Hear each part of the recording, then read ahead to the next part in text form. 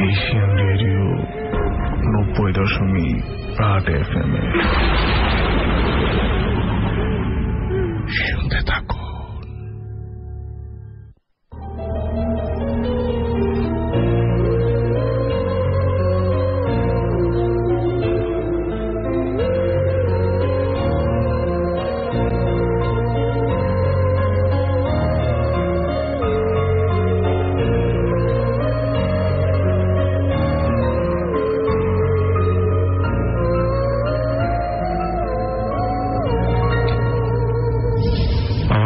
মাঠে ঘাটে গাড়িতে কিংবা বাড়িতে যেখান থেকে টিউন করে আছেন সবাইকে স্বাগতম জানাচ্ছি এশিয়ান রেডিও 90.8 FM। সময়টা হচ্ছে রাত 11টা বেজে 59 ভৌতিকে আপনাকে স্বাগতম জানাচ্ছি আমি আরজে কনক এবং রাত 2টো পর্যন্ত আপনি আমাদের সাথে আছেন এবং থাকবেন আমাদের সাথে 2টো পর্যন্ত। চাইলে SMS এবং ফেসবুক মাধ্যমে আমাদের সাথে কানেক্টেড থাকতে পারেন। যদি ফেসবুকে লিখতে চান তাহলে অবশ্যই facebook.com/bhautik90.8 সেই ঠিকানায় আপনার গল্পগুলো লিখে আমাদেরকে ইনবক্স করবেন।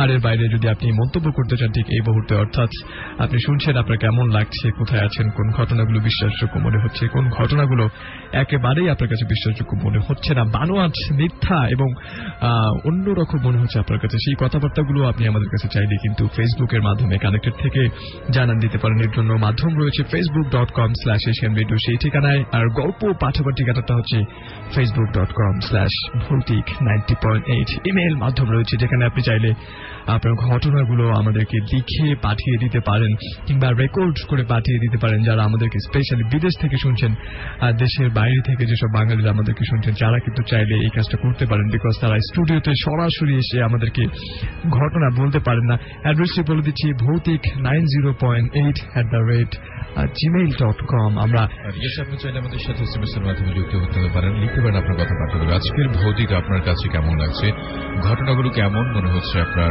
মতামত এসে আমরা প্রত্যাশা করে লিখুন। আপনার মোবাইলের মেসেজ অপশনে গিয়ে প্রথমে টাইপ করুন AR স্পেস আপনার নাম স্পেস আপনার লোকেশন স্পেস আপনার কথাবার্তাগুলো লিখে পাঠিয়ে দিবেন 2323 এই নাম্বারটিতে। আর শুরুতেই আমরা একটা ঘটনা শুনে ফেলব। ভৌতিক 90.8।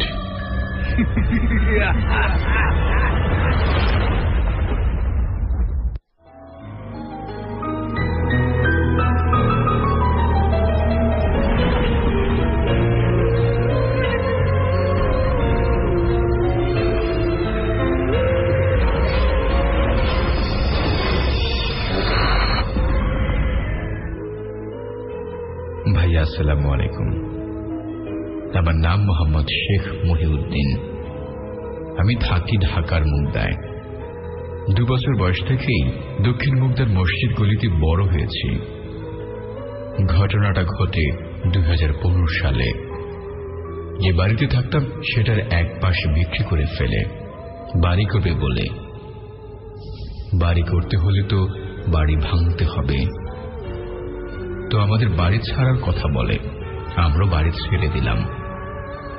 প্রায় 2-2.5 বছর পর বাড়ি দুটো তৈরি হয়ে যায়। যার বাড়িতে থাকতাম তার নাম ছিল হাসান। একটু জিদ্দি টাইপের ছিল, তাই সবাই হাসান পাগলা বলে ডাকত।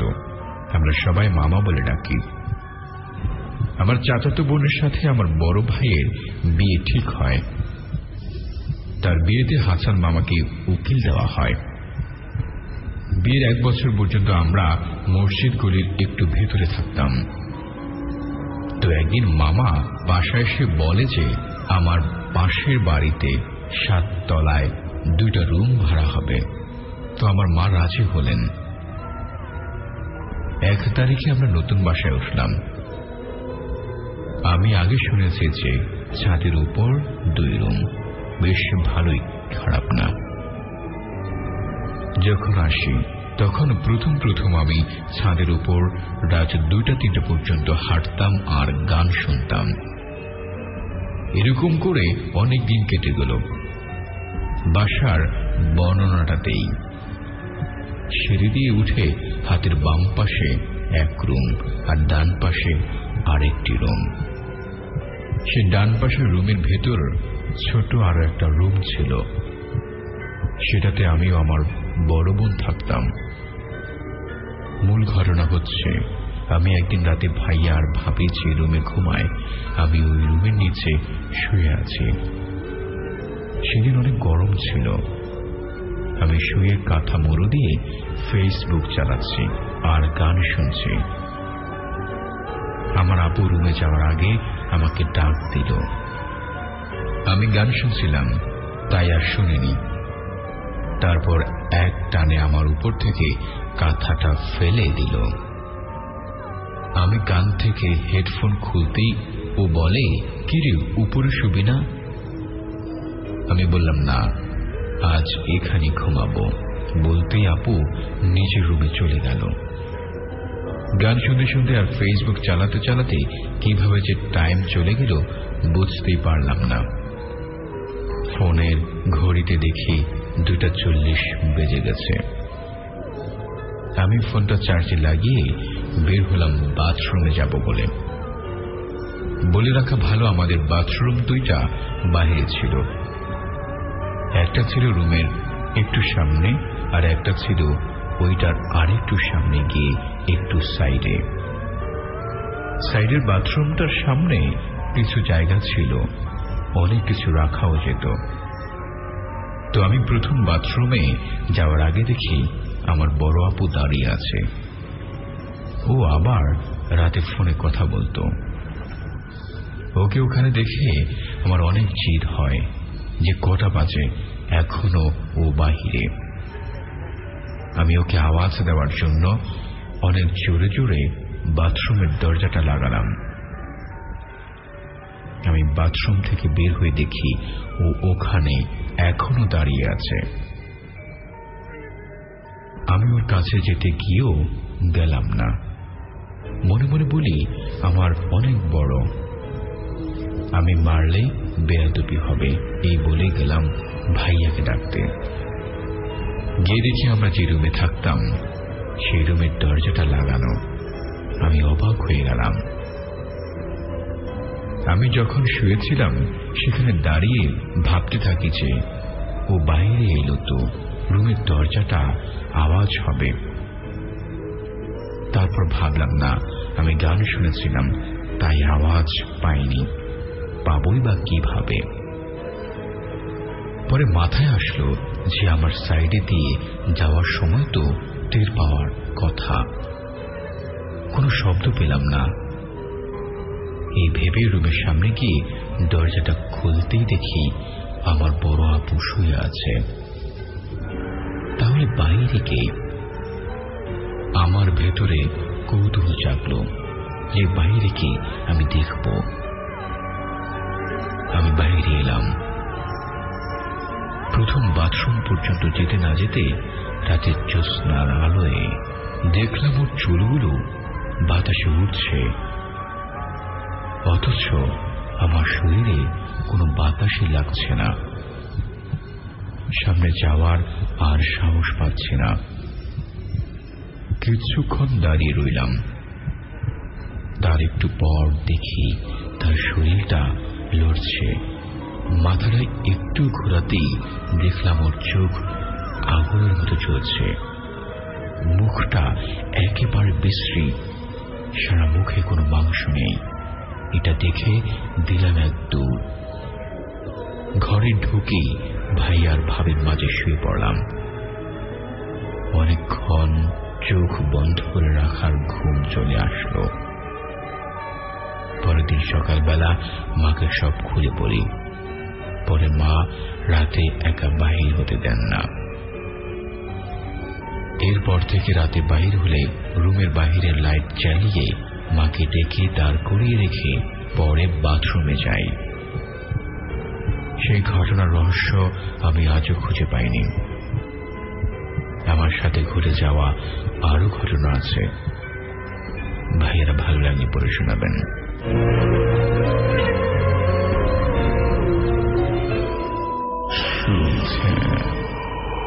ভৌতিক 90.8 এবং ভৌতিক 90.8 নিয়ে আর যে কনক এবং ফিরোজ খান আপনার সাথে আছি। রাত 12টা বেজে 10 মিনিট সো এই মুহূর্তে যারা আমাদেরকে SMS করেছেন, EF আলী খান আমাদেরকে কমেন্ট করেছেন facebook.com/ভৌতিক না facebook.com/এশিয়ান রেডিও সেই ঠিকানায়, এবং আপনি চাইলে কিন্তু সেখানে কমেন্ট করতে পারেন। তিনি বলছেন যে ইব্রাহিম খান আরিফ পশ্চিমপুর মুক্তারপুর মুন্সিগঞ্জ থেকে অনেকদিন পর শুনছেন এবং আশা করছেন আপনি ভয় পাবেন। অবশ্যই এমনটাই আমিও আশা করছি। রয়েছেন আমাদের সাথে খায়রুল কবির খুমন, মাসুম রয়েছেন আমাদের সাথে, স্বপন মোল্লা আমাদের সাথে রয়েছেন, তাহমিনা দরুন তিনি বলছেন এই প্রোগ্রামটা বেশ ভালো লাগে, হোপফুলি আরো বেশি ভালো লাগবে। ডেভিড মিলার আমাদেরকে কমেন্ট করেছেন এবং কমেন্ট করেছেন আমাদেরকে অ্যাক্টিভ রাশেদ। আরেকজন কমেন্ট করেছেন যার নাম হচ্ছে তপুর রহমান এসহ, তিনি বলছেন 3 সপ্তাহ যাবত অপেক্ষা করেছি ভৌতিক শোনার জন্য এবং হোপফুলি আপনি পুরোটা সময় জুড়ে আমাদের সাথে থাকবেন। শাওন আহমেদ তানিজ আমাদেরকে কমেন্ট করেছেন। দেখতে পাচ্ছি অসংখ্য বন্ধুরা আমাদের সাথে SMS এর মাধ্যমে যুক্ত আছে, তাদের কথাবার্তাগুলো বলতে চাই। আর আপনাকে বলছি যদি চান যে হ্যাঁ আজকের ভৌতিক আপনার কাছে কেমন লাগছে, আপনার মতামত নিশ্চয়ই SMS এর মাধ্যমে লিখে জানিয়ে দিবেন। লিখুন আপনার সেলফোনের মেসেজ সেকশনে গিয়ে, প্রথমে টাইপ করুন AR স্পেস আপনার নাম, আপনার লোকেশন, আপনার কথাবার্তাগুলো লিখে পাঠিয়ে দিবেন 2323। এই নাম্বারটিতে লিখেছে অ্যালেক্স আরমান গাজীপুর থেকে শুনছে, সে আমাদেরকে ইবনে জাহিদ ডেমরা থেকে লিখেছে I love Bhoutik, thank you so much. Sadat আমাদের সাথে মোহাম্মদপুর থেকে ভৌতিকের হচ্ছে ভৌতিক এর ব্যাকগ্রাউন্ড মিউজিক হচ্ছে তার কাছে অনেক বেশি ফেভারিট, এমনটা বলছে। শুভ আছে আমাদের সাথে এই মুহূর্তে, রোদেলা সরওয়ার নারায়ণগঞ্জ থেকে শুনছে, স্মাইল বক্স নগর থেকে শুনছে, রেখেছে আমরা কেমন আছি জানতে চাচ্ছে। New year is knocking in the door, I hope this program will perform, thank you so much. লিখেছে আনিকাস আমাদের সাথে এই মুহূর্তে, সোহেল আছে আমাদের সাথে মাদারীপুর থেকে সালাম জানিয়েছে, ওয়ালাইকুম আসসালাম রহমতুল্লাহ বারাকাতুহু। আমাদের সাথে আছে ইব্রাহিম হাওলাদার, কেমন আছে জানতে চাচ্ছে।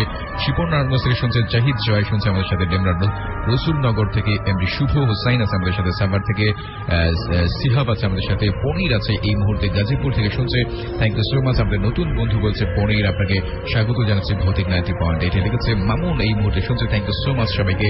আর আমাদের সাথে যুক্ত থাকুন 2টো পর্যন্ত, আমরা আপনার সাথে আছি ফিরোজ খান অ্যাট কনো।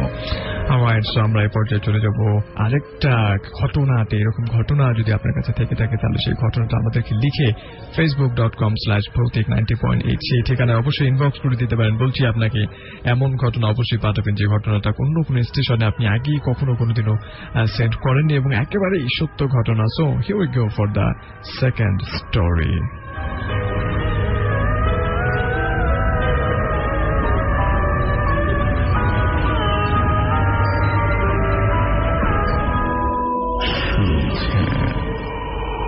Vautic 90.8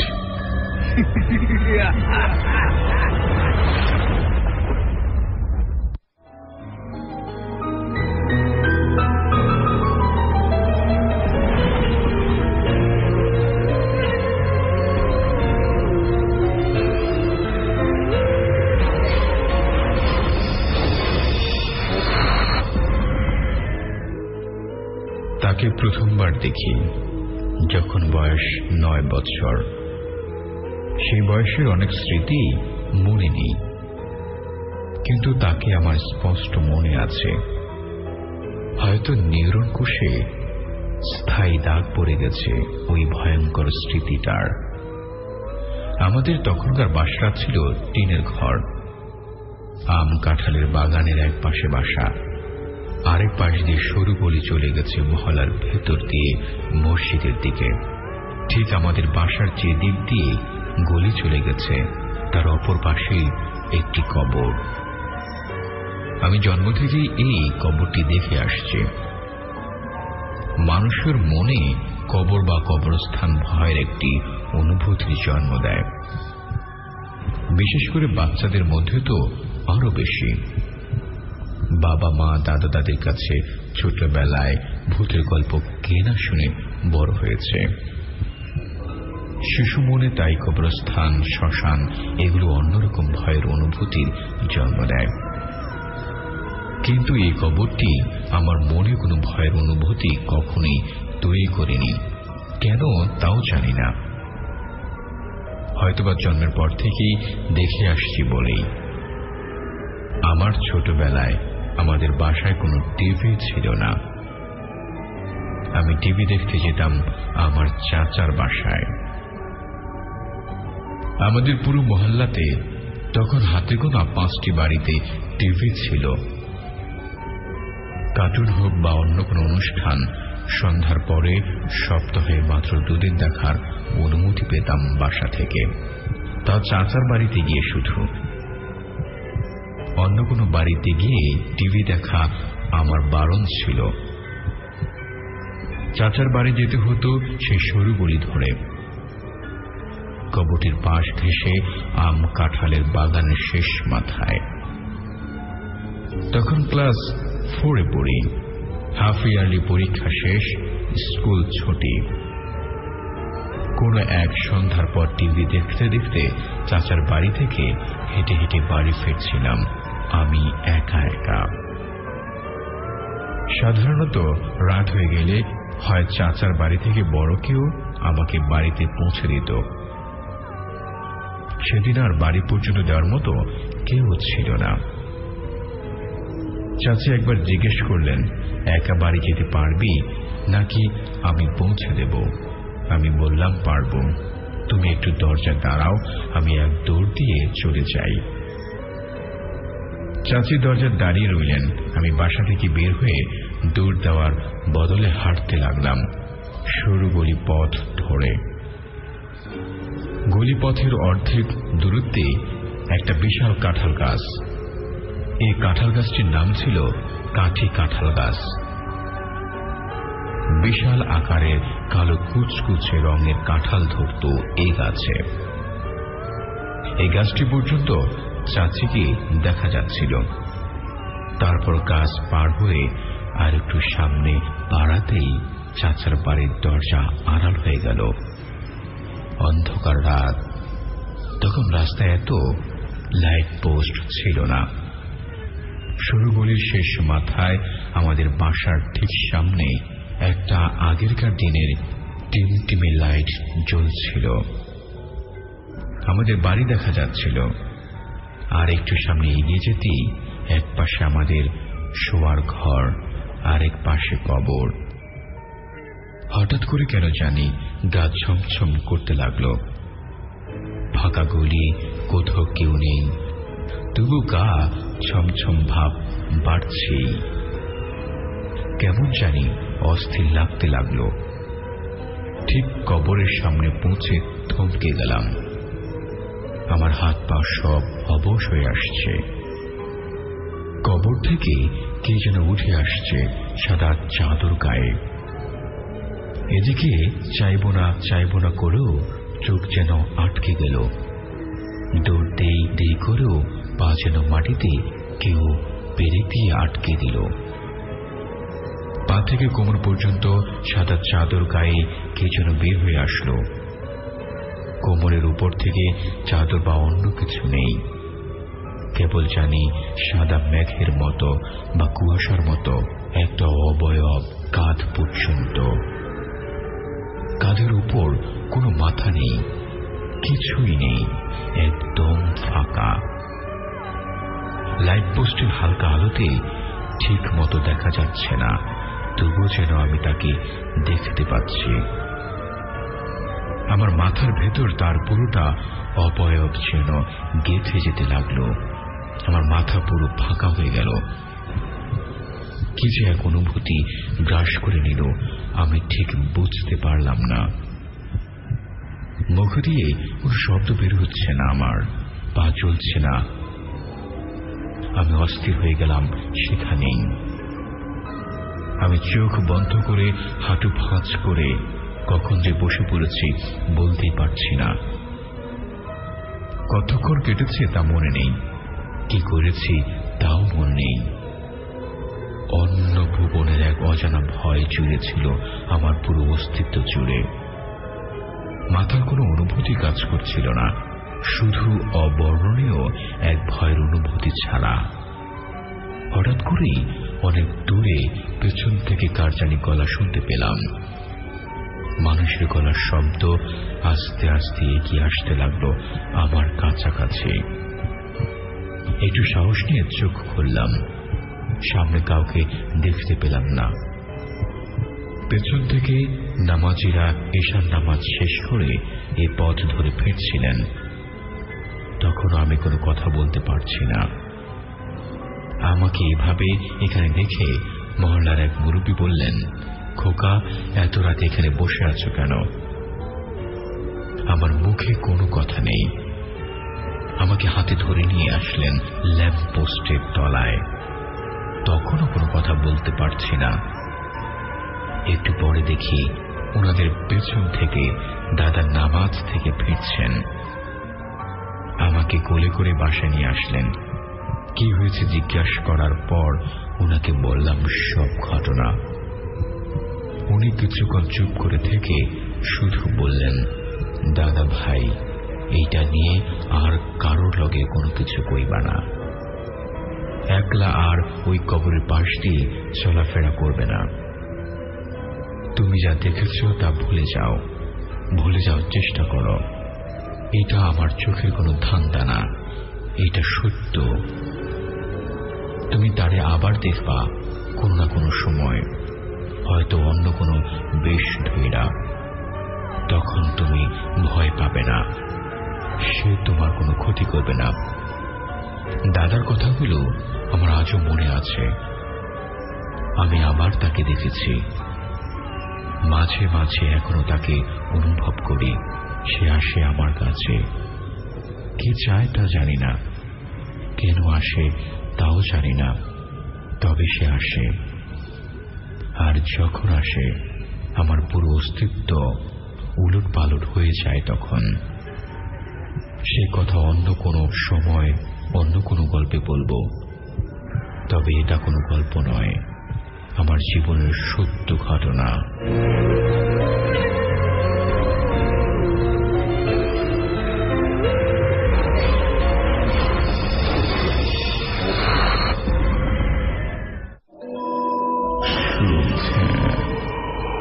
ভৌতিক 90.8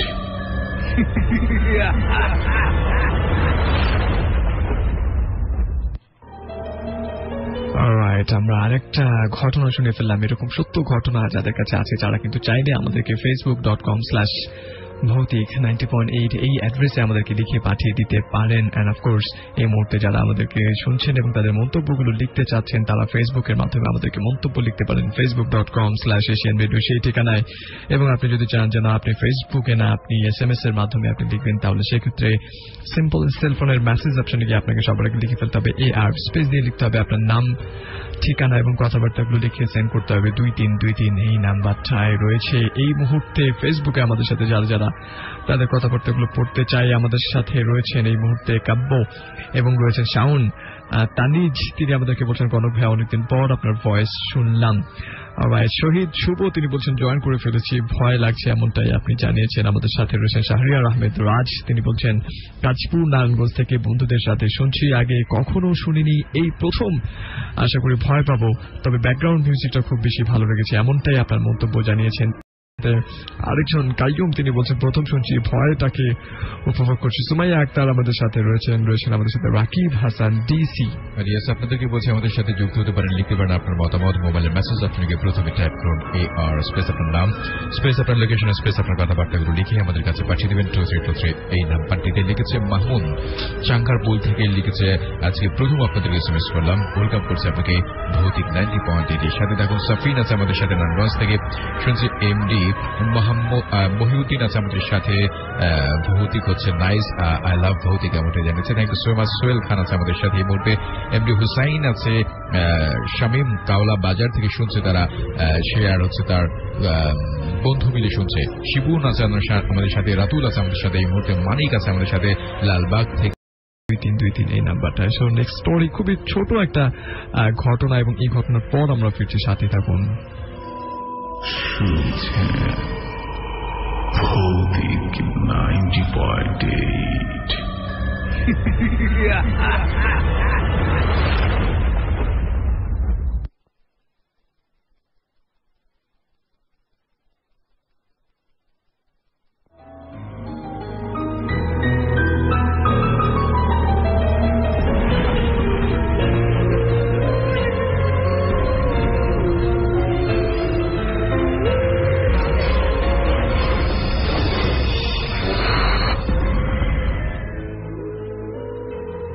আসসালামু আলাইকুম ভাইয়ারা, আমি ইমন রাজবাড়ি থেকে।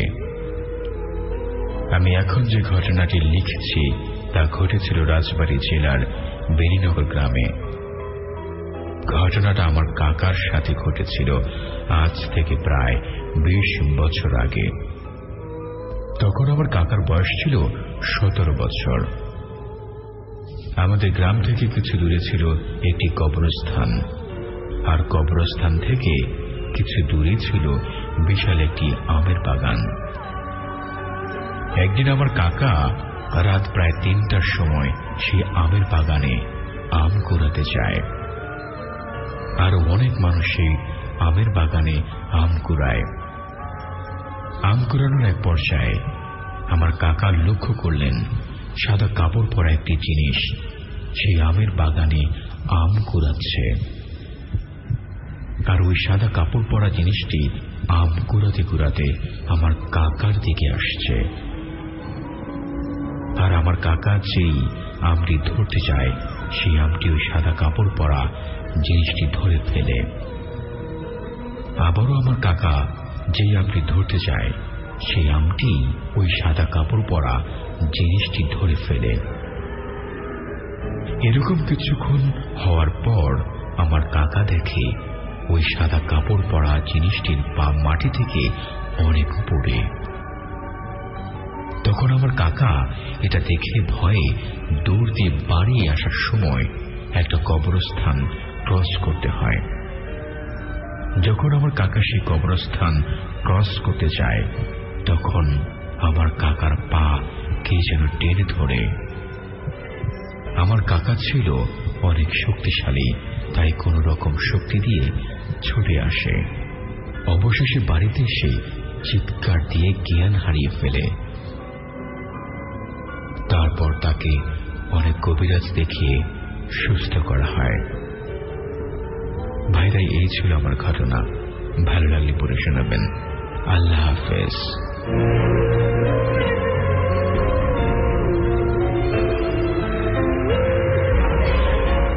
প্রতীক 90.8 শুনছেন এই মুহূর্তে। আর যে কনক এবং ফিরোজ খান আপনার সাথে আছি, এবং এই পর্যায়ে কিন্তু আমরা আরো বেশ কিছু ঘটনা আপনাদের সামনে উপস্থাপন করবার চেষ্টা করব। যারা যারা আমাদেরকে ফেসবুক মাধ্যমে লিখছেন তাদের সবার কাছে কৃতজ্ঞতা জ্ঞাপন করছি, এবং SMS মাধ্যমে যারা লিখছেন অবশ্যই তাদের কাছেও facebook.com/asian radio সেই ঠিকানা গিয়ে কিন্তু আপনি আপনার মন্তব্যগুলো এই মুহূর্তে আমাদেরকে জানিয়ে দিতে পারেন। অলরাইট, আমরা এই মুহূর্তে চলে যাব ঘটনায়। ঘটনা শুনে একটু পর আপনাদের সাথে কানেক্টেড থাকছি ফেসবুক এবং SMS মাধ্যমে।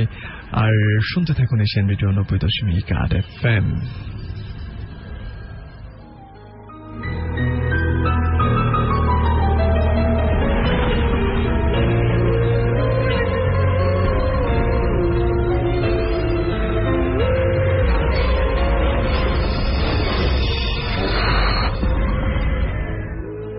আসসালামু আলাইকুম ভাইয়ারা, আমি তৌফিক ওমর সজীব রাজবাড়ী কাজীবাধা থেকে বলছি। আমার এক বড় ভাইয়ের কাছে শোনা একটি ঘটনা শেয়ার করছি। জানি না কতটুকু ভয়ের, কিন্তু আমার কাছে অস্বাভাবিক এক অদ্ভুত লেগেছিল। ঘটনাটি আমি আমার সেই বড় ভাইয়ের ভাষায় বলছি, কিন্তু ঘটনার পাঠ হচ্ছে দুইটা। প্রথম পাঠ, আমি যখন মাদ্রাসায় পড়তাম 2002 সালে আমি আমার ওস্তাদদের সাথে বিশ্ব ইজতেমায় যাই। প্রায় রাত 2টার দিকে আমি ওখানে যে ওয়াশরুম ছিল সেখানে যাই, এবং ওয়াশরুমের কাজ সেরে অজুখানায় গিয়ে উজু করছিলাম। হঠাৎ একটা বৃদ্ধ লোক এসে বলল, বাবা, আমার এই পাত্রে একটু অজু করার পানি দাও। আমি বললাম, দেন। তখন ওই 90 বছরের বৃদ্ধ অজু করে বলল, বাবা, তোমাকে আমার একটা গল্প শোনাই। আমি বললাম, হ্যাঁ শোনান। তখন উনি বলল, বেশ কিছু বছর আগে ইমামতির দায়িত্ব পাই, এবং সেটা ছিল চর এবং দুর্গম একটা এলাকা। ভালোই চলছিল দিনকাল, কিন্তু বেশ কিছুদিন পর শুরু হলো নদী ভাঙ্গন। বাড়ি ঘর ভেঙে সব পদ্মার নদীতে বিলীন হয়ে যাচ্ছিল। তখন ওই এলাকার মুরব্বীরা বলে, জীবনে ভাঙ্গন দেখেছি কিন্তু এত ভাঙ্গন কখনো দেখিনি। তখন সবাই বললেন, ইমাম সাহেব, আপনি কিছু একটা করেন। এবং আমি অনেকক্ষণ চিন্তা করে বললাম, আপনারা একজন সাহসী লোককে আমার কাছে আনেন, সে কোনো কিছুতে ভয় পাবে না। তখন তাদের মধ্য থেকে একজন বলল, আমি কোনো কিছুতেই ভয় পাই না। তখন আমি বললাম, আমি একটা চিরকুট লিখব, এবং তুমি ওই চিরকুটটা যদি নিয়ে নদীর মাঝখানে চলে যাবে এবং দেখবে বড় একটা পানির পা, এবং তুমি সেখানে ঝাঁপ দিবা এবং দেখবে সেখানে একজন সর্দার আছে, তুমি ওটা তার কাছে দিবা। তখন সবাই বলল, আপনি তো একটা লোককে জেনে শুনে মৃত্যুর মুখে পাঠাচ্ছেন। তখন ওই লোকটি বেশ কিছুক্ষণ আমতা করে তারপর যেতে রাজি হয়। পরদিন নদীর পাড়ে উৎসুক লোকের ভিড়, কি হয়। তখন ওই লোকটা নৌকা নিয়ে মাঝ নদীতে চলে যায় এবং দেখে সত্যি বড় একটা পানির পা। তিনি সেখানে ঝাঁপ দেয়। ঝাঁপ দেওয়ার সাথে সাথে তিনি দেখেন সেখানে কোনো পানি নেই। সেখানে অনেকগুলো লোক পাঞ্জাবি এবং জুব্বা পরা। তারা কোদাল নিয়ে এক পাশ থেকে মাটি কেটে অন্য পাশে অদ্ভুত ধরনের ঝুড়ি করে ফেলে দিচ্ছে, এবং একজন সর্দার যিনি দেখিয়ে দিচ্ছেন কিভাবে মাটি কাটতে হবে এবং কোথায় ফেলতে হবে। এদিকে সবাই ইমাম সাহেবকে বলছে, আপনি তো লোকটাকে মেরে ফেললেন। তখন ইমাম সাহেব বলে, আপনারা অপেক্ষা করুন, ভালোই হবে। তখন সে লোকটা গিয়ে ওই সর্দারকে একটা সালাম দেন এবং সেই সালামের উত্তর নেন এবং হাতটা তার দিকে বাড়িয়ে দেন। তিনি জানতেন কেউ তাকে চিরকুট পাঠিয়েছে এবং তিনি চিরকুটটা তাকে দেন। চিরকুটটা সর্দার পড়ার পর তিনি তার আঙ্গুল দিয়ে তারপর অপর পাশে কি যেন লিখে দেয় এবং ভাঁজ করে সালাম দিয়ে হাতের ইশারায় বলে, চলে যান। এবং সে চিরকুটটা নিয়ে নৌকা থেকে যেখানে ঝাঁপ দিয়েছিলাম সেখানে চলে যাওয়ার সাথে সাথে তিনি দেখে সে পাকের উপরে ভেসে উঠেছে এবং নৌকাটা এত স্রোতের মধ্যে সেখানে রয়ে গেছে এবং তিনি পাড়ে ফিরে আসে। এবং ইতিপূর্বে নদীর তলদেশের সব ঘটনা ইমাম সাহেবকে এসে বলে।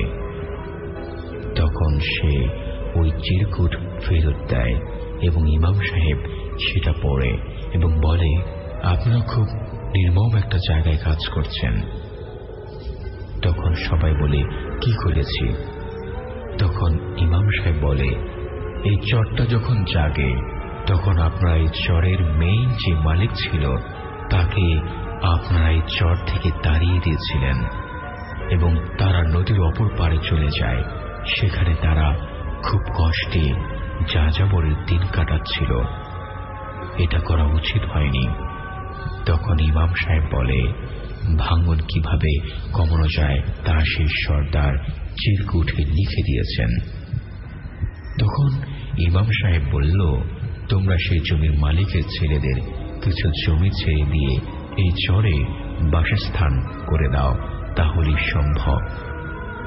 তখন তারা নদীর ওপার থেকে তাদের মেইন মালিকের যারা বংশধর ছিল তাদেরকে ডেকে এনে সবাই একটু একটু করে জমি ছেড়ে দিয়ে তাদের কাছে মাফ চায় এবং বলে, আমাদের পূর্বপুরুষ আপনাদের সাথে যা করেছে খুবই অন্যায় কাজ করেছে, আমাদের মাফ করে দেন।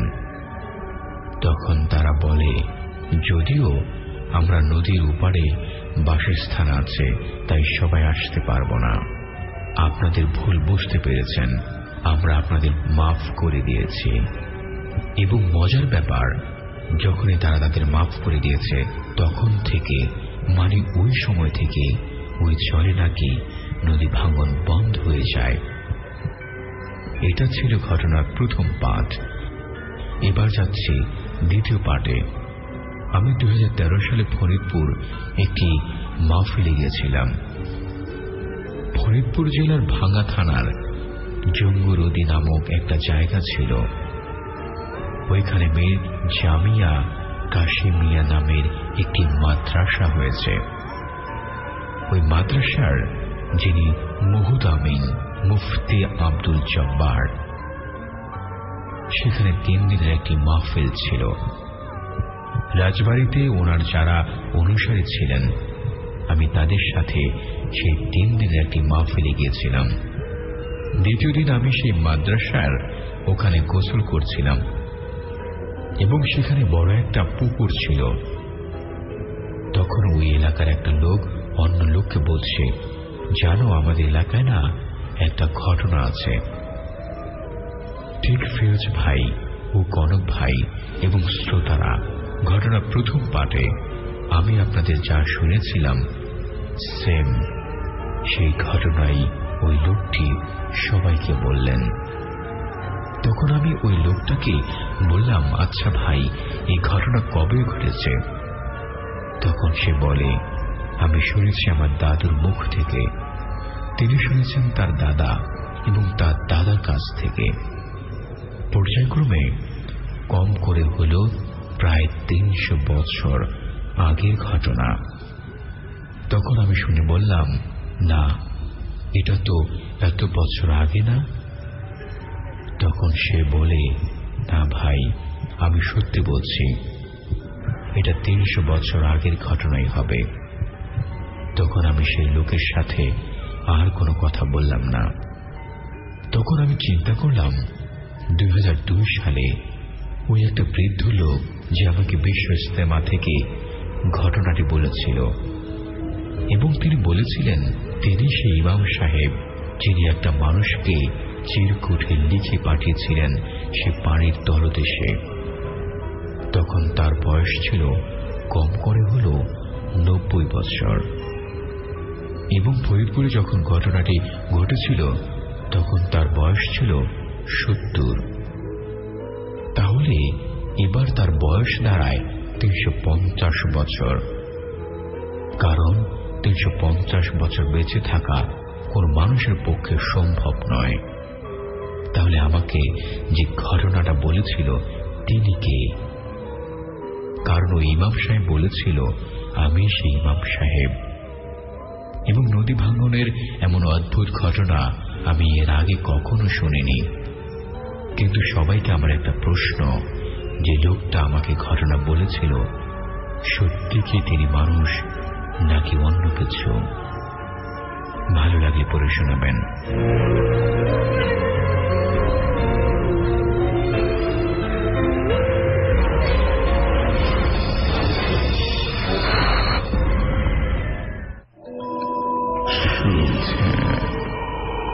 ভৌতিক 90.8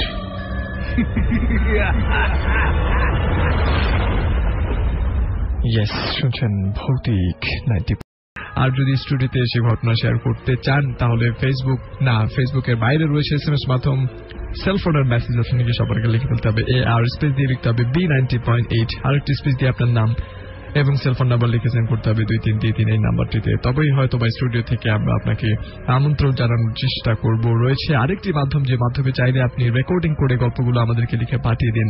এবং এই কথাটি সবাইকে বলছি, যারা দেশের বাইরে বিদেশ থেকে আমাদেরকে শুনছেন, তারা স্টোরে জানেন কিন্তু আমাদেরকে লিখে পাঠাতে পারছেন না, তারা কিন্তু চাইলেই আমাদেরকে রেকর্ড করে পাঠিয়ে দিতে পারেন। এখন এই টেকনিক্যাল যুগে সবার হাতে কিন্তু কম বেশি অ্যান্ড্রয়েড ফোন কিংবা আইফোন থাকে, যে এখানে সহজেই যে কেউ যে কোনো ঘটনা রেকর্ড করে ফেলতে পারে এবং এর জন্য বাড়তি কোনো ডিভাইসের প্রয়োজন হয় না। সো আমি প্রেফার করবো যে সবাই ঘটনা রেকর্ড করে আমাদেরকে পাঠান, বিকজ যত রেকর্ড করে আমাদেরকে পাঠাবেন আমরা তত আপনাদের সাথে আমাদের সম্পর্কটা ভালো হবে। গোলাম সারওয়ার যিনি আমাদেরকে বলছিলেন, তার উদ্দেশ্যে এই কথাগুলো বলছিলাম। সো ঘটনাটা শুধু রেকর্ড করে পাঠিয়ে দিবেন, সেজন্য একটি অ্যাড্রেস রয়েছে। অ্যাড্রেসটি হচ্ছে ভৌতিক 90.8@gmail.com। আরেকটিবার বলছি, আপনি একটু মন দিয়ে কান দিয়ে শুনুন, ভৌতিক 90.8@gmail.com। ভৌতিক বানান হচ্ছে BHOUTIK 90.8@gmail.com।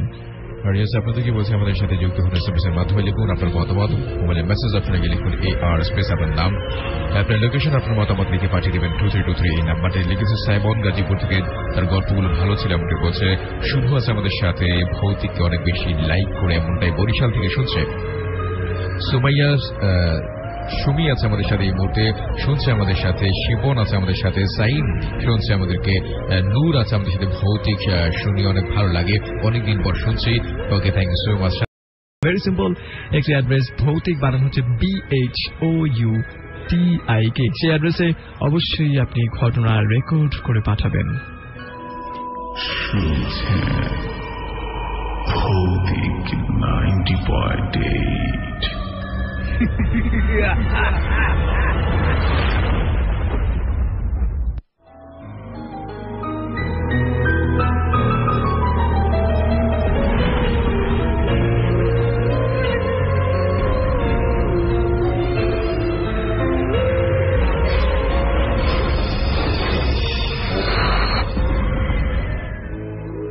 আসসালামু আলাইকুম, আমি মোহাম্মদ টোকন হোসেন গাজীপুর থেকে বলতেছি। আমার কাছে একটি ঘটনা আছে ভাই, অ্যাম্বুলেন্স নিয়ে ঘটে যাওয়া একটি ঘটনা। ভাইয়া, আমি যখন গাড়ির লাইনে হেল্পারি করি তো তখনকে আমার এক ওস্তাদ ছিল অ্যাম্বুলেন্স চালায়। তো উনি বলতেছে ক্লাসে টিপ পাইছে, আমার বলতেছে। আমি বললাম কোন জায়গায়? বললে জামালপুর শেরপুর ওদিকে আর কি। বললাম হ্যাঁ যান, সমস্যা নেই। তো আমি একা একা যাবো না, তো তুই আমার সাথে যাবি। আমি বললাম আচ্ছা ঠিক আছে যাবো না। লাস্ট কোন জায়গা থেকে? বলে ঢাকা থেকে। ঢাকা কোন জায়গা? ঢাকা পল্টন মোড়ের থেকে, মানে ওই জায়গাতে ক্লাস হচ্ছে। বললাম আচ্ছা যাই, ভাড়া কত? বললো ভাড়া আছে, মোটামুটি পোষায় যায়। আচ্ছা ঠিক আছে, আমরা রওনা দিলাম, রেডি হলাম। লাস্টের লগে কে কে যাইবে ওস্তাদকে বললাম। ওস্তাদ বললো লাস্টের লগে একজন লোক যাবো, আর লোকে এই ঠিকানা দিছে ওই অনুযায়ী যাবো আর কি। লোক ছিল, বললাম আচ্ছা ঠিক আছে চলেন। তো সেদিন রাত্রে প্রায় 8টার দিক দিয়ে আমরা পল্টন যাই, যে ইসলামিক হসপিটাল নামে হসপিটাল আছে, তো ওই জায়গায় যে আমরা লাশ উঠানো। লোক বললো যে ভাই লাশটা আপনাদের একা নিয়ে যেতে হবে। ঠিকানা দিলাম এই আমার জায়গায় বাড়ি ভাই। ওস্তাদ বললো আচ্ছা ঠিক আছে, কোনো সমস্যা নাই, তাহলে আমরা যাই। লোকটি পরে ওদেরকে বিদায়তে দিল। আচ্ছা ঠিক আছে আপনারা যান। পরে ওস্তাদের আমি আইতেছি, আস্তে আস্তে হঠাৎ করে আপনার গাজীপুর ঢুকছি, দুইটা সামলা বেশ পার হয়েছি। আর এই সাইডে জঙ্গল, রাজেন্দ্রপুর রাস্তা যেটা, রাজেন্দ্রপুর দিয়ে আমাদেরকে শেরপুর যেতে হবে উমেশিং রোডে। তো ওই জায়গায় একটা জায়গার নাম আছে ন্যাশনাল পার্ক। ওই সাইডে আর কি ঘন জঙ্গল ছিল, গাছারি গাছ, রাস্তা দুই পাশ দিয়ে। তখন ওস্তাদে তো ভয় পায় না, আমি একটু ভয় পাইতেছি। দেখি কি ওস্তাদ আস্তে আস্তে গাড়ি যেতেছে, আর ওস্তাদে গাড়ি কেমন যেন অন্যভাবে চালাইতেছে।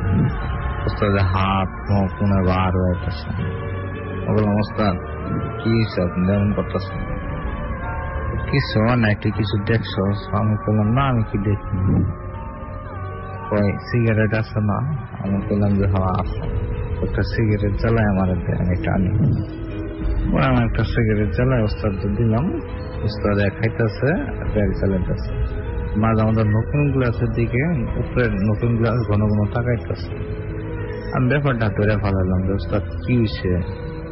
ও কিছু না, চুপ করে বয় থাকে। যে ওস্তাদে আলতো ফালতো গাড়ি চালাইতেছে, একবার ব্রেক জোরে করে, একবার আস্তে করে। এরকম অবস্থায় আমি তো ভয় পেয়ে গেলাম। ওস্তাদ কি শিখবো, তুই কিছু দেহস নাই? বললাম না। পিছে যখন তাকাইলাম, মানে অবাক হওয়ার মতো একটা দৃশ্য দেখলাম যে লাশটা কফিনে বাঁধা ছিল না আর কি।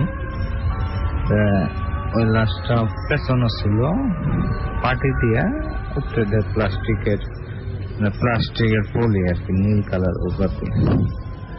দেখলাম খারাই ডেলান্ডে উঠে বয়ে পড়ছে, মানে শোনে ছিল তো আর কি, বলেছেন লোকে ডেলান্ডে বসে আছে। আমি দেখলাম যে হয়তো পারে ডেলান দিয়ে রাখছে লোকগুলা। দেখলাম বই পার কিছু নাই, মনে হয় ডেলান দিয়ে রাখছে লাগলো। কথা বেটা আমি দেখলাম সোয়ানি লাশ 2 গজ ডেলান দিয়ে রাখছে। অবস্থা দেখেন আপনার ভুল হইতেছে, যখন লাশটা উঠাইলো লুকে আমি দেখছি ডেলানটা বই আছে নাকি, আমি বুঝতে পারছি ব্যাপারটা। উস্তাদ বই না পায় তার কারণে আমি এই কথা বলতেছি। আচ্ছা ঠিক আছে। প্রথম পরে আর একটু সামনে যাওয়ার পরে যখন আমরা রাজেন্দ্রপুর রাস্তা ক্রস করব, তারপরে মূল কাহিনী ঘটলো। লাশ নাই, আশ্চর্য ব্যাপার, লাশ নাই। কই গেল গাড়ির ভিতরে যাবো কই, সব দিক গাছ কেন পথা তো কোনো কথাই নেই। তো আশ্চর্য বললাম উস্তাদ, হ্যাঁ লাশটা নাই। উস্তাদের পিছে তাকে অবাক, উস্তাদ কি করবো কিছু বুঝে পাচ্ছি না। আমি বললাম উস্তাদ আল্লাহ আল্লাহ করেন, আল্লাহর নাম নেন, সব ঠিক হয়ে যাবো। উস্তাদ সুরা ফাতহা করতেছে, আমি করতেছি, করতে এক সময় আরেকটু সামনে গেলাম। যখন মণিপুর না বাজার ক্রস করলাম, তখন পুলিশে টাকায় দেখি না লাশ জায়গায় শুয়েছে। তাহলে তখন কি দেখলাম, লাশ নাই। লাশ কই গেল, বাজার পার হয়েছি, আবার লাশ গাড়িতে আছে, বুঝলাম না কিছু। বুঝতেছি প্যারানরমাল অ্যাক্টিভিটি কিছু একটা হচ্ছে। এভাবে চালানো যাবো না, বই করতেছি। আপনি একটা কাজ করেন, গাড়িটা এক জায়গায় রাখেন, একটা পাম্পে রাখেন, একটু রেস্ট নিয়ে খাওয়া দাওয়া করে চোখ মুখে পানি দিয়া পরে আমরা গাড়ি আবার উস্তাদ বলে আচ্ছা ঠিক আছে। তো কথা কাজে মিল রাইখা আমরা গাড়ি বাম সাইডে রাইখা মুখ দিয়ে খাওয়া দাওয়া করে ঘুম সারাইয়া গাড়ি আবার স্টার্ট দিলাম। লাস্ট ওই জায়গায় শুয়ে আসছে, গাড়ির ভিতরে যেভাবে রাখছে ওই জন্য। তারপরে শেরপুর ব্রিজ পার হলাম, আর কিছুক্ষণ গেলে বাড়িটা যখন যাবো, রাস্তার দুই ধারে ঘন বাজার, মাঝখানে রাস্তা, ঘন বাজার, জনবসতি কম, দোকানপাট নাই। তাও রাত প্রায় 3টা নাগাদ এরকম বাজে অনুমানিক আর কি। এখন দেখা গেল যে যখন ওই রুটের ভিতরে ঢুকলাম, চিপা রাস্তা আস্তে আস্তে কুহাইতেছে আর কানতেছে, বলতেছে স্পষ্ট করে শুনতেছে, বলতেছে কিরে আমার কই নিয়ে যাস, আমার রাইখা যে জায়গায় আমার বাড়ি আইসা করছে, আমার রাইখা যা, আমার নিয়ে যাস না, নিয়ে গেলে তারা করতে হবে। হাত তো কাঁপতেছে, আমি তো প্রায় সেন্সলেস হয়ে যাবো এরকম অবস্থা। যত সম্ভব তাড়াতাড়ি দৌড় করতেছি, আল্লাহর নাম নিতে হঠাৎ করে দেখি লাশটা চুপ হয়েছে একবার নিরো। সামনে আর একটু সামনে গেলাম, একটা বিড়াল, পরে কালো বিড়াল একটা দৌড় মেরে গেল। পরে উস্তাদের তো ভয় পেয়ে গেছে, উস্তাদের হাত ব্রেক করছে। উস্তাদ কিসে দেখলি না বিড়াল গেছে তাই। তারপরে আমি পরে আবার করলাম যে উস্তাদ আপনি গাড়ি থামেন না, আপনার থামানোর সমস্যা হতে পারে। ওস্তাদের গাড়ি আবার টান দিল, আর কিছুক্ষণ সামনে যায়, গাড়ি স্টার্ট বন্ধ হয়ে গেল। পরে 4-7 দিয়ে এবার জোনাকি ঝিকমিক করতেছে, জোনাকি ঝুনঝুন করে ডাকতেছে, আর একবার সব কালো অন্ধকার। এখন কি করবো, আমার ভয়, সব বন্ধ হয়ে গেল। পরে ওস্তাদ যতক্ষণ আগুন থাকবো ততক্ষণ কোনো সমস্যা নেই। ওস্তাদ আবার সিগারেট জ্বালাইয়া গাড়ি আবার স্টার্ট করলো, আল্লাহ নাম নিয়ে বিসমিল্লাহ নিয়ে। পরে দেখা গেল যে না, গাড়ি ঠিক চলতেছে। চলতে এক সময় তাদের এক ঠিকানা যে দিচ্ছে অনুযায়ী একটা লোক দাঁড়িয়ে আসছিল রাস্তার সাইডে আর কি, হালকা গ্রামের মতো তো দোকান পাচ্ছিল। একটা লোক দাঁড়িয়ে আছে, লোকটাকে বললাম যে ভাই এই জায়গাটা কোন জায়গায়, কই তো ভাই সোজা যায় হাতের বামে বাড়ি যায়। গেলাম, যাই দেখি যে লোকজন সব বাইরে দাঁড়িয়েছে, কেউ জনে ফোন দিয়ে বলছে যে লাশ আছে তোমাদের, কথাবার্তা বলতেছে। যখন গেলাম, তারপরে আমাদেরকে গাড়ি রাখলাম ওই জায়গায়, আমাদেরকে পরে নামাইলো, লাশ নামায় আমাদেরকে গোসল করাইলো, খাওয়ান দিল। পরের দিন সকালে গাড়ি দিয়ে এরপরে আমাদেরকে বিদায় জানালো। ততক্ষণ আর কোনো সমস্যা নাই ছিল ভাই। আমার ঘটনা। ভালো লাগলে পরে অডিও ক্লিপটা অন এয়ার করার চেষ্টা করুন। ধন্যবাদ সবাইকে।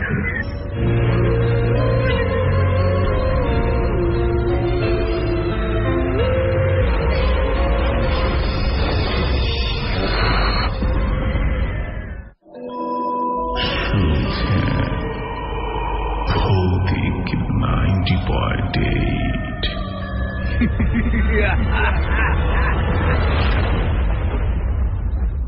ভৌতিক 90.8 চলছে। স্টুডিও ঘড়ি বলছে রাত 1:28 ডিসেম্বর আজকের দিনটি, এবং আজকের দিন হচ্ছে ভৌতিক 90.8 এর 2016 সালের একেবারে সর্বশেষ শো। আজকে এই মুহূর্তে কিছুক্ষণ আগে আমরা যে ভৌতিক 90.8 এ একটি রেকর্ডেড ভার্সন শুনলাম, সত্যি অবিশ্বাস্য এবং অ্যামেজিং এই রেকর্ডেড ভার্সনে আপনি একটু চিন্তা করে দেখুন যে কোন কারা কারা আমাদেরকে রেকর্ড করে পাঠাচ্ছেন। সো চাইলে কিন্তু আপনি আপনার হাতের কাছে যে ডিভাইসটি রয়েছে সেই ডিভাইসে খুব সহজেই আপনি আমাদেরকে আপনার ঘটনা দেখিয়ে পাঠিয়ে দিতে পারেন। আমরা চেষ্টা করব সেই ঘটনাটি অন এয়ার করবার জন্য। রেকর্ড করে পাঠাবেন বেসিক্যালি ইমেইলের মাধ্যমে ভৌতিক 90.8@gmail.com। ভৌতিক 90.8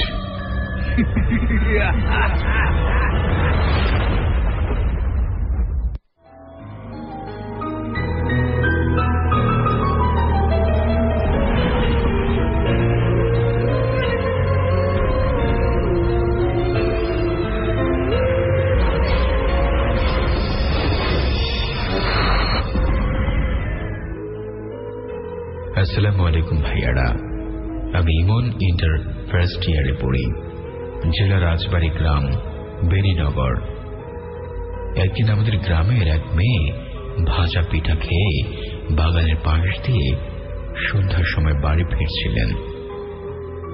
তখন মেয়েটা দেখে একটা ছেলে বলছে, আমাকে পিঠা দে। মেয়েটা বলে, না আমি পিঠা দেব না।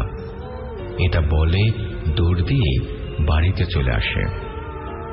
কিন্তু কিছু সময় পর মেয়ে উল্টাপাল্টা আচরণ শুরু করে, আর বাজার থেকে মাছ আনলে সে মাছগুলো কাঁচা খেয়ে ফেলে। এটা দেখে মেয়ের বাবা মা অনেক ভয় পেয়ে যায়।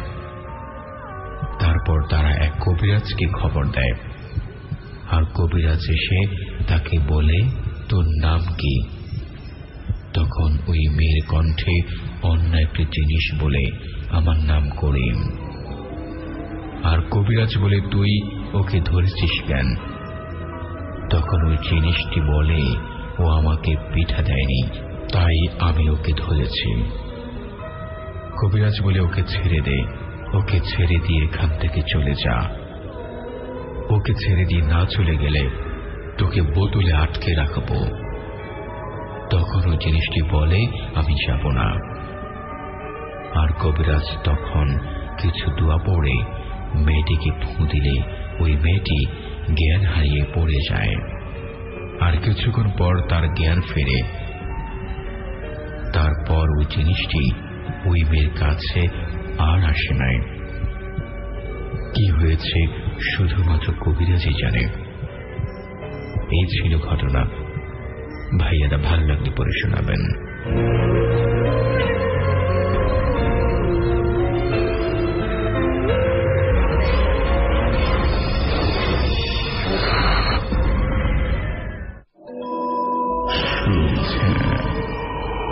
ভৌতিক 90.8 90.8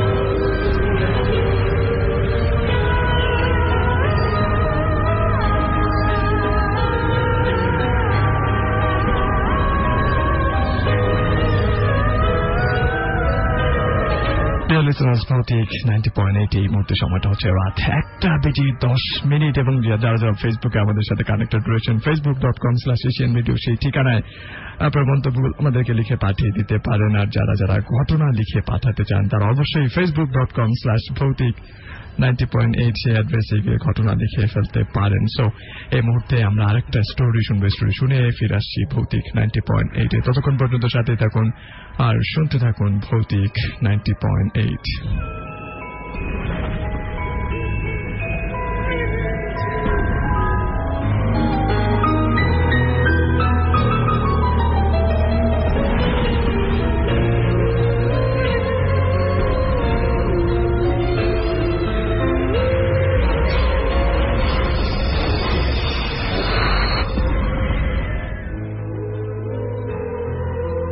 আসসালামু আলাইকুম ভাইয়া, আমি হামিদুল হাসান।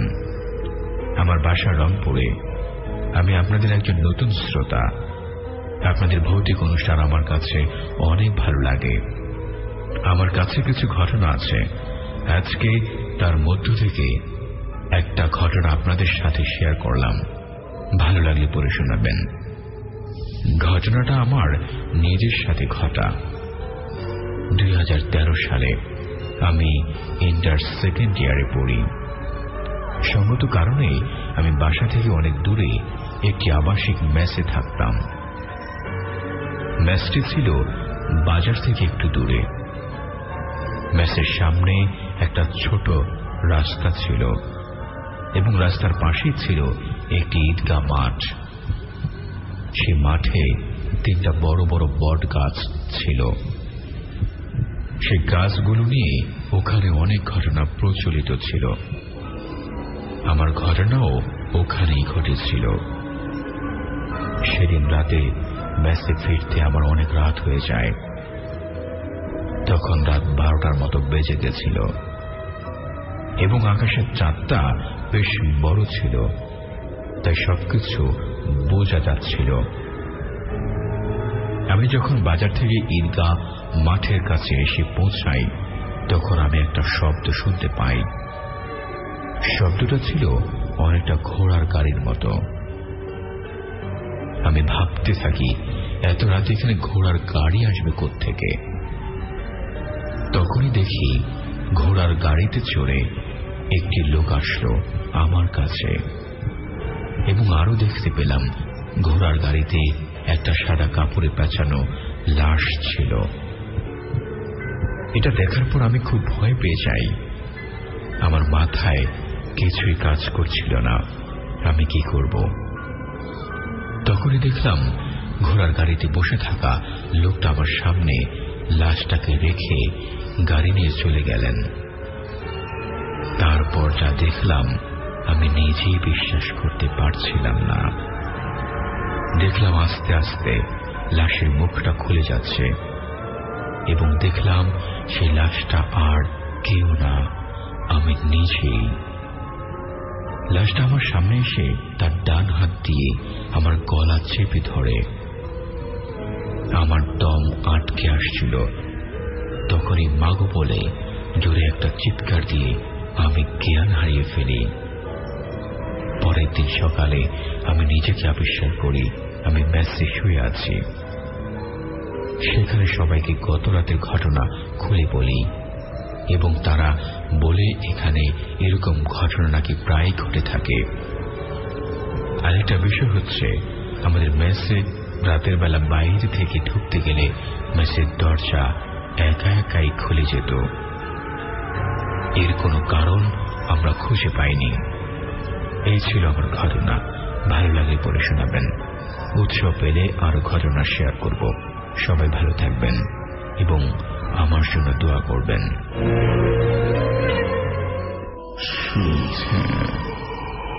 ভৌতিক 90.8 SMS করেছে অসংখ্য বন্ধুরা আমাদের সাথে। আপনিও চাইলে আমাদের সাথে SMS এর মাধ্যমে লিখে আপনার মতামত লিখতে পারেন। লিখুন সেলফোনের মেসেজ অপশনে গিয়ে প্রথমে টাইপ করুন AR স্পেস আপনার নাম, আপনার লোকেশন, আপনার কথাবার্তাগুলো লিখে পাঠিয়ে দেবেন 2323 এই নাম্বারটিতে। সাগর খান ফরিদপুর থেকে আমাদেরকে শুনছে, অনেক ভয় লাগছে এমনটা লিখছে। অধরা গাজীপুর থেকে ভাইয়া, আমি আর আমার বয়ফ্রেন্ড ভৌতিক শুনছি, আমাদের অনেক অনেক ভালো লাগছে। ফয়সাল লিখছে কুমিল্লা থেকে, সে শুনছি তারা 3 নাম্বার গল্পটি তার অনেক ভয়ঙ্কর লাগছে এমনটা লিখেছে। মাহিন আছে আমাদের সাথে এই মুহূর্তে। তাহাসান শুনছে রূপগঞ্জ থেকে, সে আসলাম আছে আমাদের সাথে জামালপুর থেকে। 10 বছরের ওই ঘটনাটি তার ভালো লাগছে। ফাতেমা সামিয়া ফার্ম গেট থেকে রুমে একা লাইট অফ করে তোমাদেরকে শুনছি, খুবই ভালো লাগছে। ঋতু বলেছে রাত 2 পর্যন্ত তোমাদের সাথে আছে। সুজন আছে আমাদের সাথে। আমার নাম হচ্ছে মাহিম শেখ, সোহাগ আর সবুজ, তারা অনেকেই মিলে আমাদেরকে শুনছে, কথা শুনছে এই মুহূর্তে আমাদেরকে। শেষ গল্পটি তার অনেক বেশি ভয়ের ছিল আমরা লিখছি। নাইন মৃত্যু থেকে শুনছে, পল্টন থেকে আমাদের শুনছে। রাকিব হোসেন নুসরাত আছে আমাদের সাথে। নওশিন শান্তিবাগ থেকে শুনছে। ঋতু ফোন নাম্বার দিয়েছে, আসতে চাচ্ছে নিশ্চয়ই আমাদের ভৌতিক টিম আপনার সাথে যোগাযোগ করবে। এভাবে দেখতে পাচ্ছি অসংখ্য বন্ধুরা আমাদের সাথে SMS এর মাধ্যমে যুক্ত আছে। আমরা এই মুহূর্তে চলে যাব রেকর্ডেড আরেকটা স্টোরিতে। এরকম ঘটনা যদি আপনার কাছে থেকে থাকে তাহলে একটি ওয়ে রয়েছে, যে ওয়ের মাধ্যমে সেই ঘটনাগুলো আপনি আমাদেরকে রেকর্ড করে পাঠাবেন এবং আমরা এখান থেকে চেষ্টা করব ভৌতিকের প্ল্যাটফর্ম থেকে সবার জন্য এই রেকর্ডেবল স্টোরিগুলো প্লে করার জন্য। অবশ্যই সেই ওয়েটি হচ্ছে ভৌতিক 90.8@gmail.com। সেই ইমেইলে আপনার ঘটনাটা আমাদেরকে লিখে ইনবক্স করবেন ভৌতিক 90.8@gmail.com। ভৌতিক 90.8।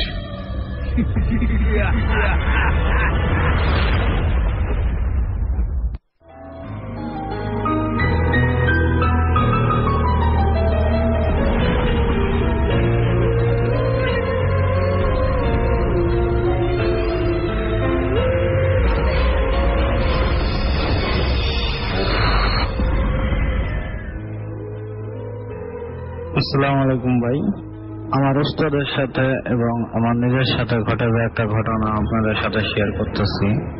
ঘটনাটি হলো এক অ্যাম্বুলেন্স নিয়ে লাশের ঘটনা। তো ভাই আমি সরাসরি ঘটনায় চলে যাই। ঘটনাটি হলো একটা লোক এসে একদিন বলতেছে আমার উস্তাদকে যে ভাই একটা ক্লাসে ঠিক আছে, যাইবেন নাকি? উস্তাদ বলতেছে যে কই যাইবেন? ওই লোকটা বললো যে ভাই শেয়ার করলাম। বললো যে আচ্ছা জানি, ভাড়া কত দিবেন? দমদার মেয়ে ওনারা ভাড়া মিট করলো আর কি। আমার ওস্তাদ রাজে, ওস্তাদ আমার ফোন দিছে। ফোনটা বলতেছে আল্লাহ ঠিক পাইছি, কি কর যাবি তুই? আমি বললাম ওস্তাদ হওয়া যাবো। তো বললো যে তাহলে গাড়ির কাছে আয়। বাসার থেকে গাড়ির কাছে আইলাম। গাড়ির কাছে বললাম ওস্তাদ কোন জায়গাতে লাভ যাবো? ওই লোকটাকে ফোন নাম্বার দিচ্ছে। পরে বললো যে হ্যাঁ ফোন নাম্বার দিছে। আমি বললাম ফোন দেন। ওস্তাদে ফোন দিল। ফোন দেওয়া করবে ভাই লাশ কোন জায়গাতে উঠবো? তো লোকটা বললো যে ভাই গাজীপুর সদর হাসপাতাল থেকে লাশটা উঠছে। বললাম যে কয়টার দিক দিয়ে রওনা দিন তাহলে? ওই লোকটা বললো এখনই আইসেন না, আমি ফোন দিলে পরে আসবেন। পরে আচ্ছা, আমি বললাম আচ্ছা ঠিক আছে। ঘন্টাখানেক পরে ফোন দিয়ে বললো যে ভাই সন্ধ্যা 6টা 6:30টার দিক দিয়ে আইসেন, লাশ না রওনা দিন। তো উস্তাদ চলে যায়, আচ্ছা ঠিক আছে। আমি লগে গেলাম। উস্তাদ তুই আমার লগে থাকলে সমস্যা না, আয়। উস্তাদ লগে গেলাম সদর হাসপাতালে। সদর হাসপাতাল থেকে লাশ উঠাইলাম। লাশের আত্মীয় বলতে একজন ছিল, তো একজন লোক ছিল লাশের লগে। তো লাশ হাতাহাতি করে গাড়িতে উঠাইলাম। লোকটা লাশের সাইডে বললো আর আমার ওস্তাদে গাড়ি চালাইতেছে, আমি ওস্তাদে বাম সাইডে বলো। তো গেলাম, সারা রাস্তা ভালো গেলাম। গাড়ির ভিতরে পেলাম যে 3 জন আর ওই লাশ। গেলাম আমরা সামনা ব্রিজ পার হইলাম। সামনা ব্রিজ পার হয়ে রাজেন্দ্রপুর রাস্তা পার হয়ে এখন ন্যাশনাল পার্ক একটা রাস্তা আছে, ওই রাস্তায় যখন ঢুকলাম, ওই রাস্তার 2 সাইডে কোনো জঙ্গল বা গাড়ি বাগান। তো ওই জায়গায় যখন ঢুকলাম অনেক লোকের মুখে শুনি জায়গাটা খুব ভালো না, রাত 2-4 অনেক ড্রাইভার অ্যাক্সিডেন্ট করে। আর এক রাস্তা থেকে আর এক রাস্তা দেখা যায়, 3-4 রাস্তা দেখা যায়, কোন রাস্তায় যাবো তাই ওটা ঠিক পায় না। তো ওই জায়গায় গেলাম, যাওয়ার পরে ওস্তাদে হালকা হালকা কাঁপতেছে। আমি বললাম ওস্তাদ কাঁপুন। তো কাকু না রে এমনি গেলাম যেতে যখন ওই জঙ্গলের ওদিকে ঢুকলাম তখন একটা সমস্যা হলো, হঠাৎ করে গাড়ি হেডলাইটের বাল্ব কেটে গেল। এখন গাড়ি রানিং গাড়ি হেডলাইটের বাল্ব কেটে গেছে, যাই বছর না স্টার্টে করে ব্রেক করলো, ব্রেক করে নামলো, নামে ছকুট চলছে না, ঠিকই তো আছে, কোনো সমস্যা নেই। তাহলে গাড়ির লাইট কাটলো কে, এবার হচ্ছে আবার গাড়ি আইসা স্টার্ট দিল, আবার লাইট জ্বললো, সব তো ঠিকই আছে। এরকম এটা আমি ব্যাপারটা বুঝলাম যে লাশের গাড়ি তো হয়তো কোনো একটা সমস্যা হতে পারে। ওস্তাদ বললাম সব সমস্যা না, আপনার যান। ওস্তাদ গাড়ি স্টার্ট করে গাড়ি টানলো, আর কিছুক্ষণ পরে এসে টায়ার পাংচার হয়ে গেল। এখন ভাগ্য ভালো যে স্পেয়ার চাক্কা ছিল, তার কারণে কোনো সমস্যা নেই। চাক্কা পাল্টায় স্পেয়ার চাক্কা লাগাইলাম, লাগাই গাড়ি স্টার্ট দিয়ে আবার আমরা বের হলাম। কিন্তু বোঝা গেছে যে গাড়ি চলতেই আছে না, মনে হয় রিক্সার মতো চলতেছে, গতি একবারই নেই, কম। তো সব ব্যাপারটা একটু বুঝে নিচ্ছে, আমি বুঝছি। বললাম ওস্তাদ আপনি কিছু বুঝতেছেন? ওস্তাদ বুঝছি, এখন এইসব কথা কইস না, রাত করে তো এমনি বই যাইতেছে, আরো বই কম, যেহেতু লাশ আছে গাড়িতে। তো আমি বললাম আচ্ছা ঠিক আছে, কোনো সমস্যা নেই, আপনি চলতে থাকেন, তাহলে আল্লাহ আল্লাহ করতে থাকেন। এখন হঠাৎ করে যায় দেখি, হয়তো সামনে যায় দেখি যে পিছের লোকটা শুয়েছে, শুয়ে ঘুমাই গেছে, নিচে গাছের লাগে ঘুমাই গেছে, এখন লাস্ট উঠে বইছে। এখন এটা দিকে তো ওস্তাদে বই পেয়েছে, আমি বই পেয়েছি।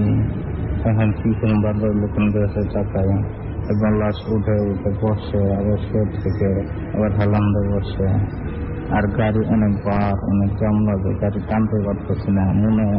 গাড়ি আমার মনে হয় যে গাড়ি অনেক 5-6 কিলোমিটার এরকম বেগে চলতেছে, ঘন্টায় এরকম স্লোভাবে চলতেছে, কিন্তু গাড়ি মিটার তো অনেক কম দেখা যায়। সেরকম প্রস্তাব বললো যে গাড়িটা ম্যাচ আছে না, আমি বললাম দেখো ম্যাচ আছে, তো তাহলে আগরবাতি ধরে, আগরবাতি আছে দেখি কিছু, এটা শান্ত হয় নাকি। যখন আগরবাতি ধরেছে তখন দেখা যায় এবং দেখে একটু গাড়ি হালকা হয়েছে, গাড়ি চলতেছে একটু হালকা হয়েছে। তারপরে ওই লোকটা ডাক দিয়ে উঠালো যে ভাই আপনি এখান গাড়ি দিতে শুয়েছেন, দিদা তো অনেক কিছু ঘটছে। তো লোকটা বলে হ্যাঁ ভাই আমি টের পাইছি, কিন্তু আমি কি বলবো, আমি ভয়ে আমি শুয়েছি, আমি কিচ্ছু করার না ভাই, আমি অনেক ভয় পেয়েছি। পরে জায়গা মতো নিয়ে গেলাম না, নিয়ে যায় আমাদের ভাড়া নিয়ে গাড়ি নিয়ে আমরা এসে বললাম ভাই এসেছিলাম ঘটনা, যদি ভালো লাগে তাহলে অন্য লাগে।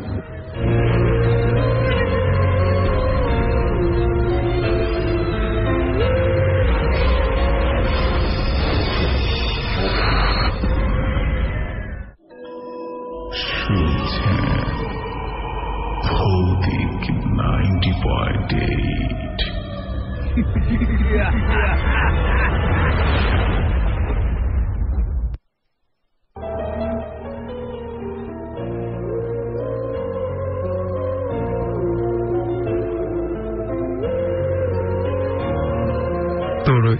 ভৌতিক সাহিত্য আপনাদের জন্য অপেক্ষা করছে। এই মুহূর্তে আর কোন অপেক্ষা না করে আমরা শুনে আসছি আরেকটি গল্প, এর পর থাকছে ভৌতিক সাহিত্য।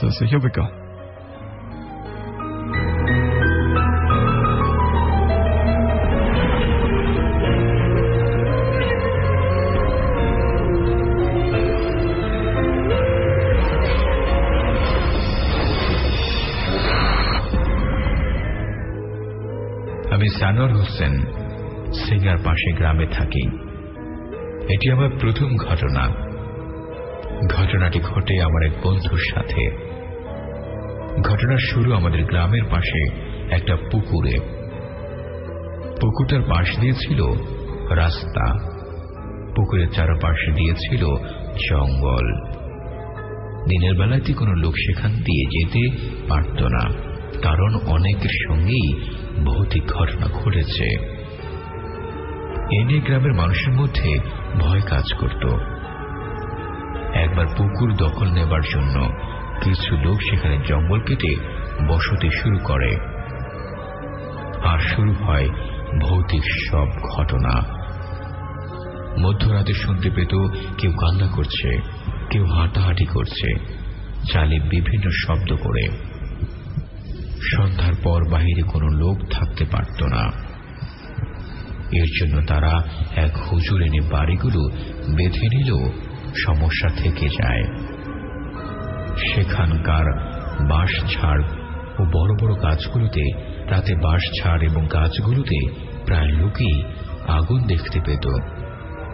সেখানে আমার এক বন্ধুর বাড়ি ছিল। তার বাড়ি থেকে বাজারে 15 থেকে 20 মিনিটের রাস্তা হওয়ায় সে সন্ধ্যার আগেই বাড়ি ফিরত। বাজারের পাশে এক বন্ধুর বাড়ি।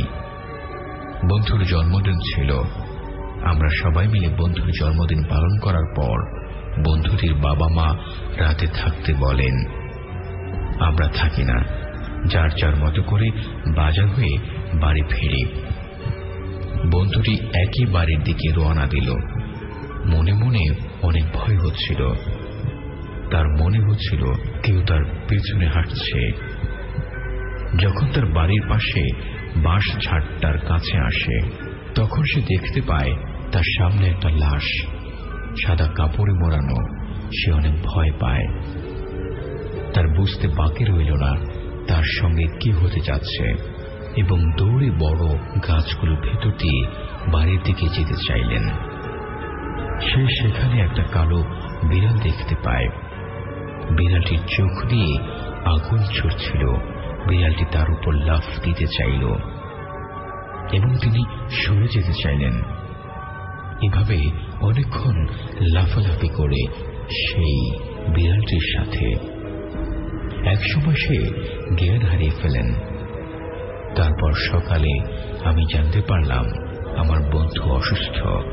আমি দেখতে যাই। তার অনেক জ্বর ছিল। হুজুরকে আনলো, পানি পড়া তাবিজ কবজ দেয়। 2 দিন পর আমি তাকে জিজ্ঞেস করি, বন্ধু তোর কি হয়েছিল? তখন সে আমাকে সব খুলে বলে।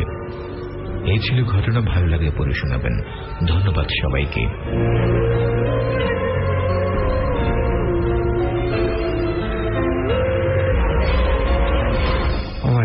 আরেকটা ঘটনা আমরা শুনে ফেললাম এবং সময়টা কিন্তু অনেক হয়ে গেছে। আর এই মুহূর্তে আমরা বিগ স্টোরিতে চলে যাব, বাট এর আগে আমরা 4টা কমেন্টস পড়ে নিতে চাই। একেবারে 4 জনের নাম আমি মেনশন করবো এই মুহূর্তে। রফিদ আমাদেরকে শুনছেন এই মুহূর্তে, সৌরভ দেবনাথ আমাদেরকে শুনছেন, জাহিদুল শুভ আমাদেরকে শুনছেন এবং রায়হান আমাদেরকে শুনছেন। এসএমএস এর মাধ্যমে আমাদের সাথে অনেকগুলো বন্ধু জয়েন আছে। আসলাম আছে আমাদের সাথে, মেহেদি হাসান বাবু আমাদেরকে এই মুহূর্তে শুনছে, অনেক ভয় পাচ্ছে। শুভ আহমেদ সাগর আছে আমাদের সাথে, ফয়সাল কুমিল্লা থেকে শুনছে, ভয় পাচ্ছে। মেহেরুন রাসেল জামালপুর থেকে শুনছে, Bhoutik is the rock, thank you so much.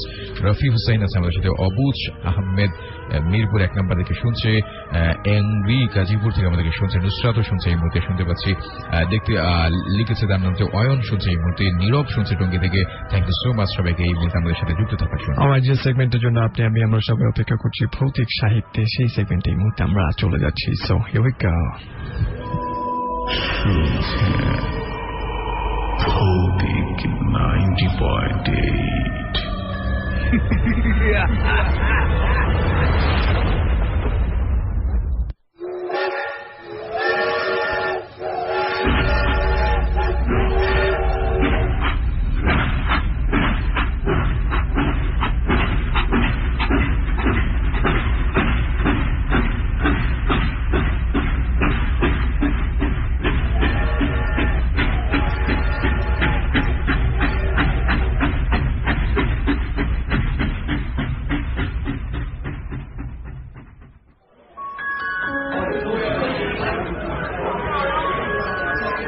Ranchi স্টেশনে নেমে ধাক্কাধাক্কিতে চশমাটা চোখ থেকে ছিটকে পড়ল।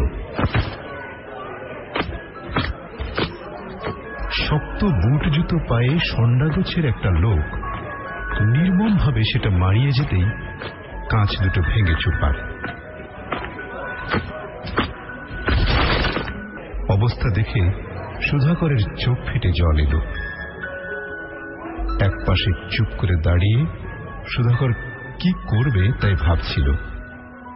চশমা না থাকলে তার অন্ধ নাচারের দশা। ধীরে ধীরে হয়তো হাঁটাচলা করতে পারবে, কিন্তু পড়াশোনা? ঠিক সেই মুহূর্তে শ্রীনিবাস কাছে এসে দাঁড়াল।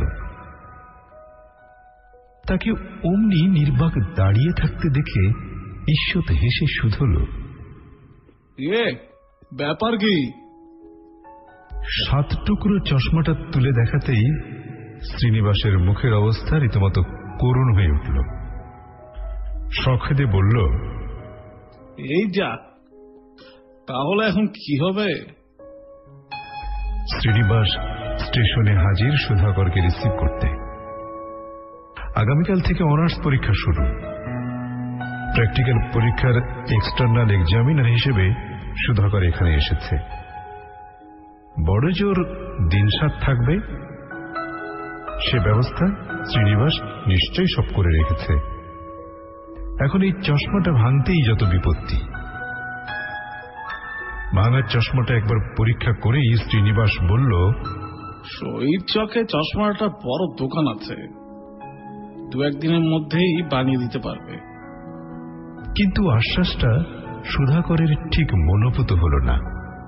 সে বলল, আপাতত কিসে কাজ চলবে?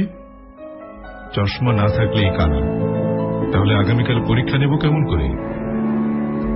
কথাটা ঠিক, কাজ চলার মতো একটু কিছু বিকল্প ব্যবস্থা এখনই করতে হয়। স্টেশন থেকে বেরিয়ে শ্রীনিবাস তাকে একটা অটোতে এনে তুলল। ঘড়ির দিকে এক পলক তাকিয়ে বলল, চলুন, যাওয়ার পথে শহীদ চকে নেমে চশমার খোঁজ করে যাই। খোঁজ মানে? একটা পুরনো চশমা চাই, আপাতত যাতে 2-4 দিন কাজ চলে। তার মধ্যে ওরা ভাঙা চশমায় কাজ বসিয়ে দিক, তাহলেই হবে।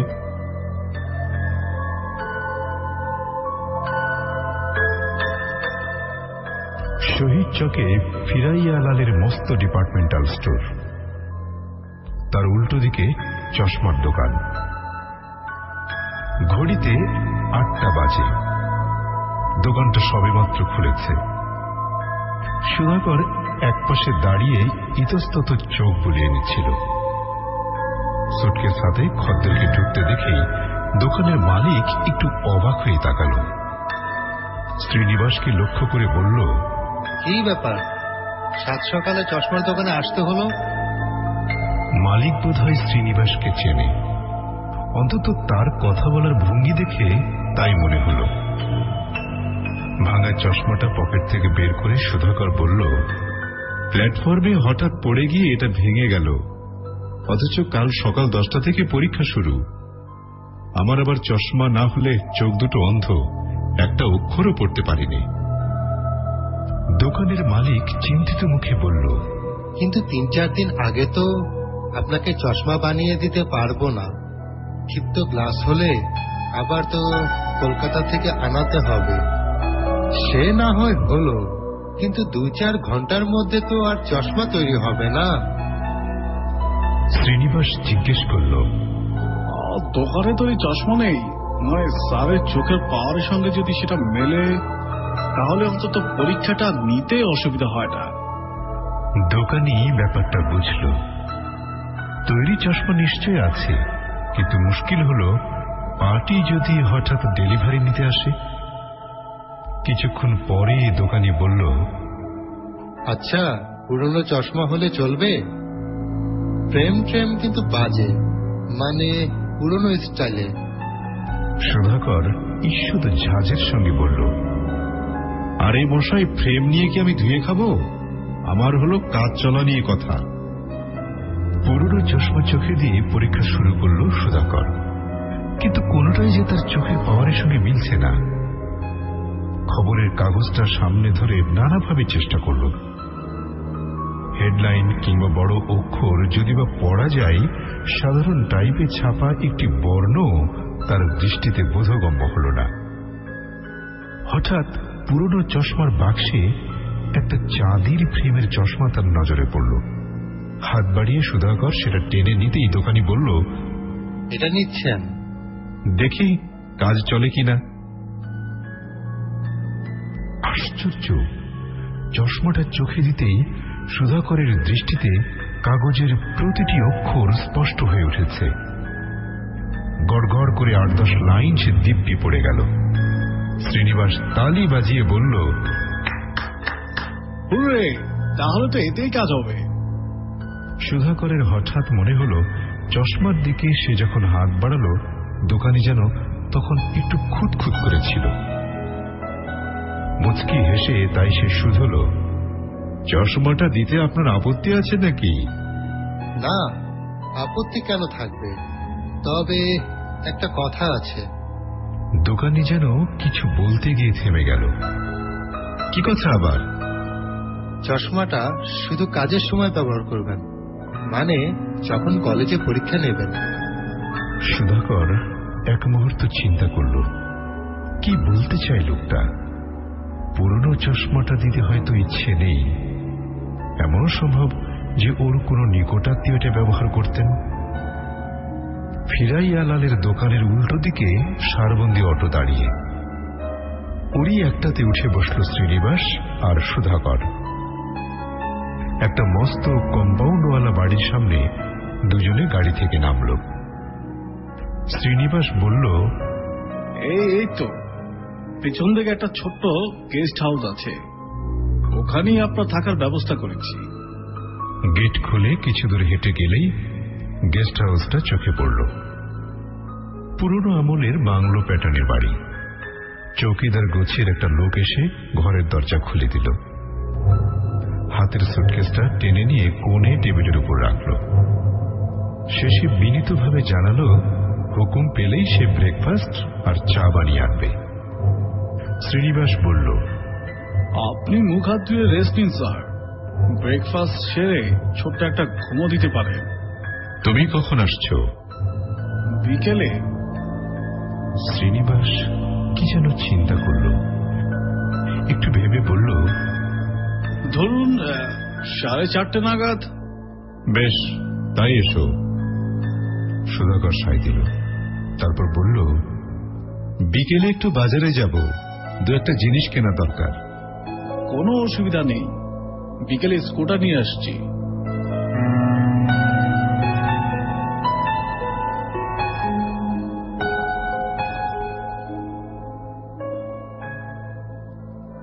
বিকেল 4টে না বাজতেই সুধাকর তৈরি।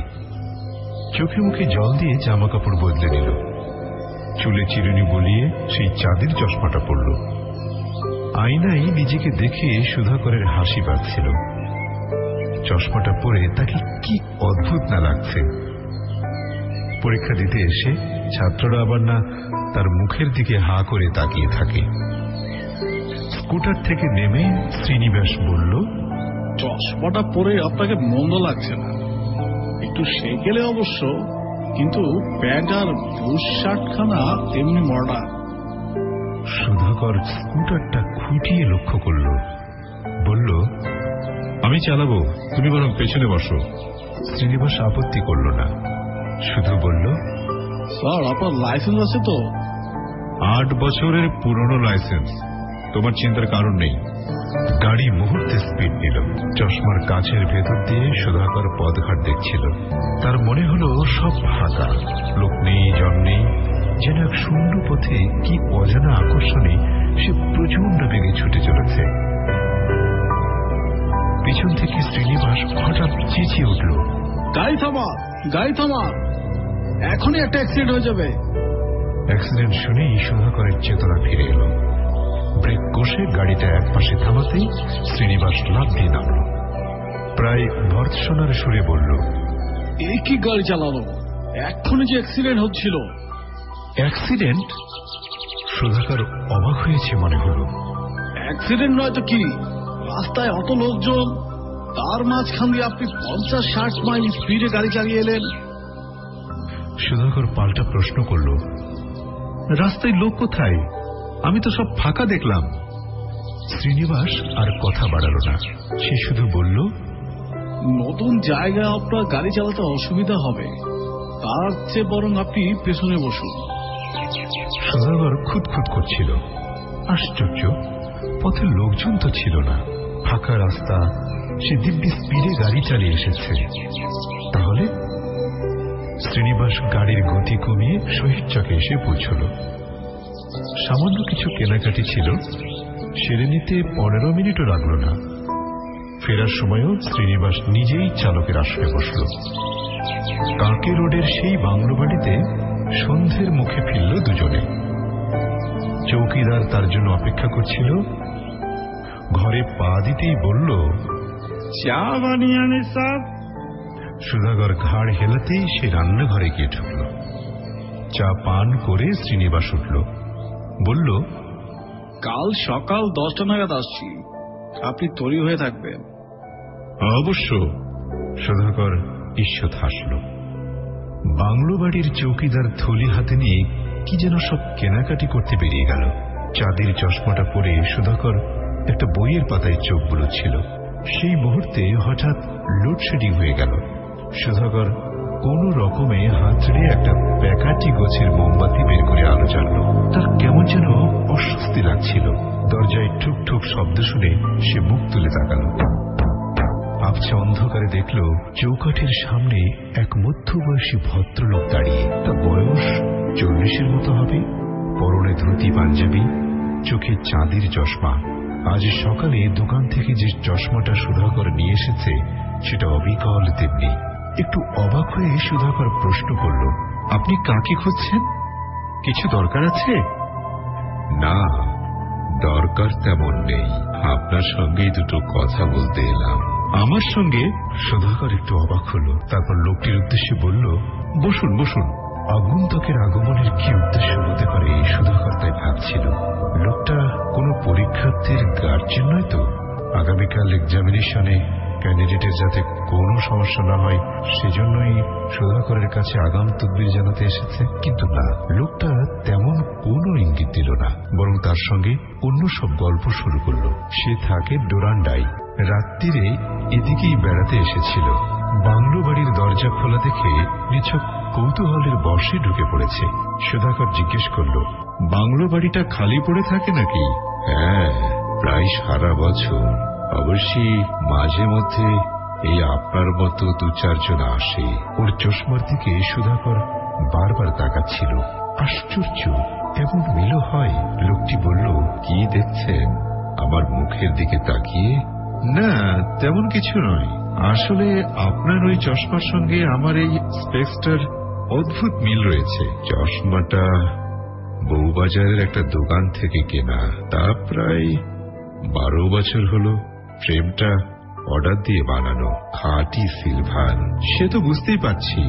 একবার বেকায়দায় হাত থেকে পড়ে চশমার কাঁচ দুটো ভেঙে গেল, তখন ওটা দোকানে সারাতে দিতে হলো। চশমাটা কিন্তু চমৎকার সেরেছে। কাঁচ দুটো এমন সুন্দর, বাইফোকাল বলে বোঝা যায় না। লোকটি ঈষৎ হাসল, বলল, শহীদ চকের একটা দোকানে ওটা সারাতে দিয়েছিলাম। ওদের কাজকর্ম ভালো বলেই জানতাম। শহীদ চকের প্রসঙ্গ উঠতেই সুধাকর একবার জিজ্ঞেস করবে ভাবল, এই চশমাটাও তো ওখান থেকে নিয়ে এসেছে। তারপর মনে হলো, কি প্রয়োজন এসব কথা বলার? শহীদ চকে তো একটা দোকান নেই। আরো কিছুক্ষণ কথা বলে লোকটি উঠল। যাবার সময় বলল, আপনি কদিন আছেন এখানে? সুধাকর জবাব দিল, 4-5 দিনের মতো। যদি পারি তো আরেকদিন বরং আপনার সঙ্গে দেখা করে যাব। হ্যাঁ, আসবেন, অবশ্যই আসবেন। সুধাকর অন্য মানুষের মতো বলল।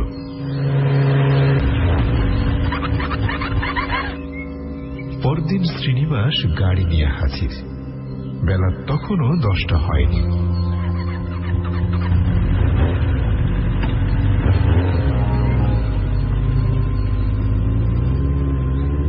গাড়ি চলতেই শ্রীনিবাস বলল, আপনাকে যেন একটু অন্যমনস্ক লাগছে, কিছু ভাবছেন?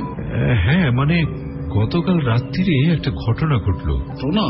সুধাকর ভুরু তুলে তাকালো, বলল, তুমি চলে যাবার কিছুক্ষণ পর ডোরান্ডা থেকে এক ভদ্রলোক এসেছিলেন।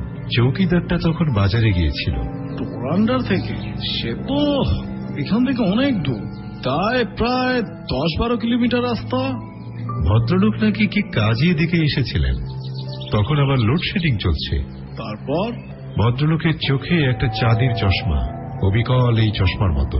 প্রথমে মনে হলো ওই চশমাটাই বুঝি উনি পরে আছেন, কিন্তু তা কেমন করে হবে? দোকানের সেই চশমাটা তো আমার চোখে। তাহলে ভদ্রলোক কেন এসেছিলেন? কারো জন্য তদবির করতে নাকি? মোটেই না। তাহলে তো একটা মানে ছিল। সুধাকর চিন্তিত মুখে বলল, বাংলোর দরজা খোলা দেখে নিছক কৌতূহলের বসে ঢুকে পড়েছেন। ভদ্রলোকের নাম জিজ্ঞেস করেছিলেন? ওই যা, ওটাই তো মস্ত ভুল হয়ে গেছে। সুধাকর আফসোস করল, বলল, তবে উনি হয়তো আবার আসবেন 2-1 দিন বাদেই। নামটা তখন জেনে নিলে হবে। না না, ওসব উটকো লোককে বেশি আমলে দেবেন না। শ্রীনিবাস তাকে সাবধান করল, বলল, কি মতলবে এসেছিল কে জানে, যদি আবার আসে তো সিধে ভাগিয়ে দেবে। সুধাকর আরো একটা কথা বলল, গতকাল রাত্রে চশমাটা সে টেবিলের ড্রয়ারের ভেতর রেখেছিল। আজ সকালে ঘুম থেকে উঠে দেখল চশমাটা টেবিলের উপর রয়েছে। শ্রীনিবাস বলল, ওটা আপনার মনের ভুল। কিন্তু 2 দিন নয়, ঠিক 4 দিনের মাথায় লোকটি ফের উপস্থিত। তখন লোডশেডিং চলছে। চৌকিদারটা বাজারে, প্রায় অন্ধকার ঘরে একটা শীর্ণ মোমবাতির মরা আলোয় সুধাকর কি করবে তাই ভাবছিল। এমন সময় সেই ঠুক ঠুক শব্দ শুনেই সে মুখ তুলে তাকাল। হ্যাঁ, ওই ভদ্রলোক। সেদিনকার মতো পরনে ধুতি পাঞ্জাবি, চুলগুলি এলোমেলো, কপালের বাঁ দিকে একটা কাটা দাগ। প্রথম দিন অতটা নজর করেনি সুধাকর। ওর পায়ে একজোড়া চকচকে পামশু, কিন্তু চোখে আজ চশমাটা নেই। লোকটি এগিয়ে এসে বলল, আজ একবার আপনার সঙ্গে দেখা করার সুযোগ হল। ডোরান্ডা তো অনেক দূর, এতটা পথ সেখান থেকে এসেছেন? হ্যাঁ, এলাম বলেই তো আপনার সঙ্গে দেখা করতে পারলাম। আচ্ছা, আর কদিন থাকবেন এখানে? কালই পরীক্ষা শেষ। রিজার্ভেশন পেলে রাত্রির ট্রেন ধরব, নইলে পরশু শিওর। টেবিলের উপর দোকানের সেই চশমাটা পড়েছিল। এক পলক সেদিকে তাকিয়ে সুধাকর জিজ্ঞেস করল, আপনার চশমার কি হলো? ভুল করে বাড়িতে ফেলে এসেছেন নাকি? লোকটি কেমন অদ্ভুত হাসল, বলল, বাড়িতে ফেলে আসবো কেন? পরক্ষণেই টেবিল থেকে চাঁদের চশমাটা তুলে নিয়ে সেটি চোখে পড়ল। মুচকি হেসে বলল, এটাই তো আমার চশমা, পেয়ে গেছি। লোকটির চোখ দুটি যেন স্থির, অপলক দৃষ্টিতে তাকিয়ে থাকে, চোখের পাতা নড়ে না।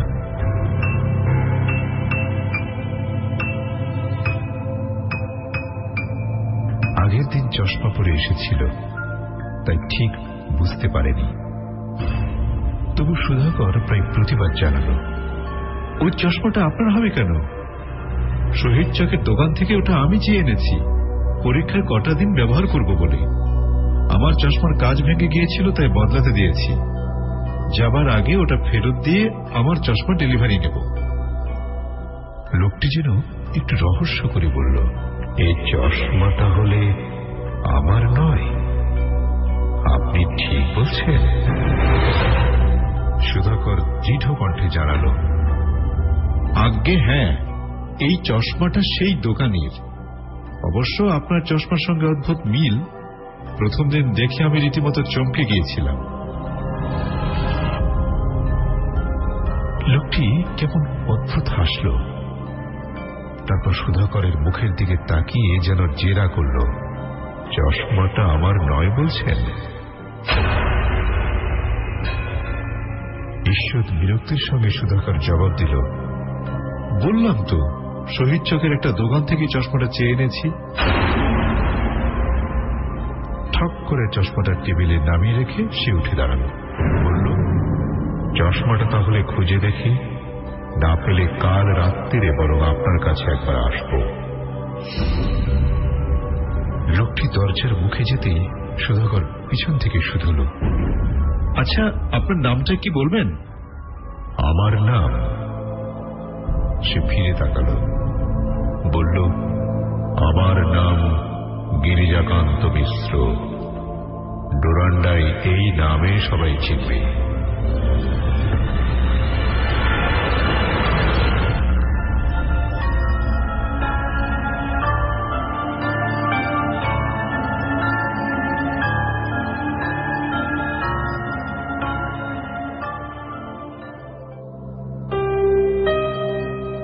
পরদিন বিকেলে শহীদ চকের সেই দোকানে গেল সুধাকর শ্রীনিবাস সঙ্গে। চাঁদের চশমাটা ফেরত দিয়ে বলল, জানেন, ডোরন্ডা থেকে এক ভদ্রলোক এসেছিলেন আমার কাছে, তার চোখেও অবিকল এই চশমা। দোকানি পুরো কুচকে শুধল। চশমাটা অবিকল এরকম দেখেছেন? হ্যাঁ, মানে প্রথম দিন দেখে তো খুব অবাক হয়ে গিয়েছিলাম। দ্বিতীয় দিন আবার চোখে চশমা নেই। টেবিল থেকে এই চশমাটা তুলে নিয়ে বললেন, এটাই নাকি তা। শুনে দোকানি যেন একটু গম্ভীর হয়ে গেল। বলল, উনি কখন এসেছিলেন আপনার কাছে? রাত্রি 9টা নাগাদ। তখন আবার লোডশেডিং চলছে। দোকানি শুধল। ভদ্রলোকের কপালে বাঁদিকে একটা কাটা দাগ। আশ্চর্য, আপনি চেনেন নাকি ওকে? কি নাম জানেন? হ্যাঁ, গিরিজাকান্ত মিশ্র। বললেন ডোরান্ডাই এই নামে তাকে সবাই চিনবে। সুধাকর এক মুহূর্ত থামল, একটু মজা করে বলল, চশমা খুঁজে না পেলে রাত্রিরে হয়তো আবার আসবেন। দোকানি গম্ভীর মুখে বলল, বাবুজি, চশমাটা গিরিজাকান্তজির। তাই নাকি? তাহলে ওটা নিয়ে যাই, রাত্রিরে দেখা করতে এলে ফেরত দেব। এই জন্য উনি বারবার বলছিলেন চশমাটা তার। কিন্তু কি? তাহলে আগের দিন যে চশমাটা ওকে পড়তে দেখলাম সেটা কার? তা জানি না, তবে চশমাটা গিরিজাকান্তজির। এখানে কাজ বদলাতেই দিয়েছিলেন, আর ডেলিভারি নেননি। কেন? সে খুব দুঃখের ব্যাপার। ডোরান্ডা থেকে স্কুটারে চেপে এদিকেই আসছিলেন, হঠাৎ একটা লরির সঙ্গে ধাক্কা। সেই অ্যাক্সিডেন্টে উনি মারা যান।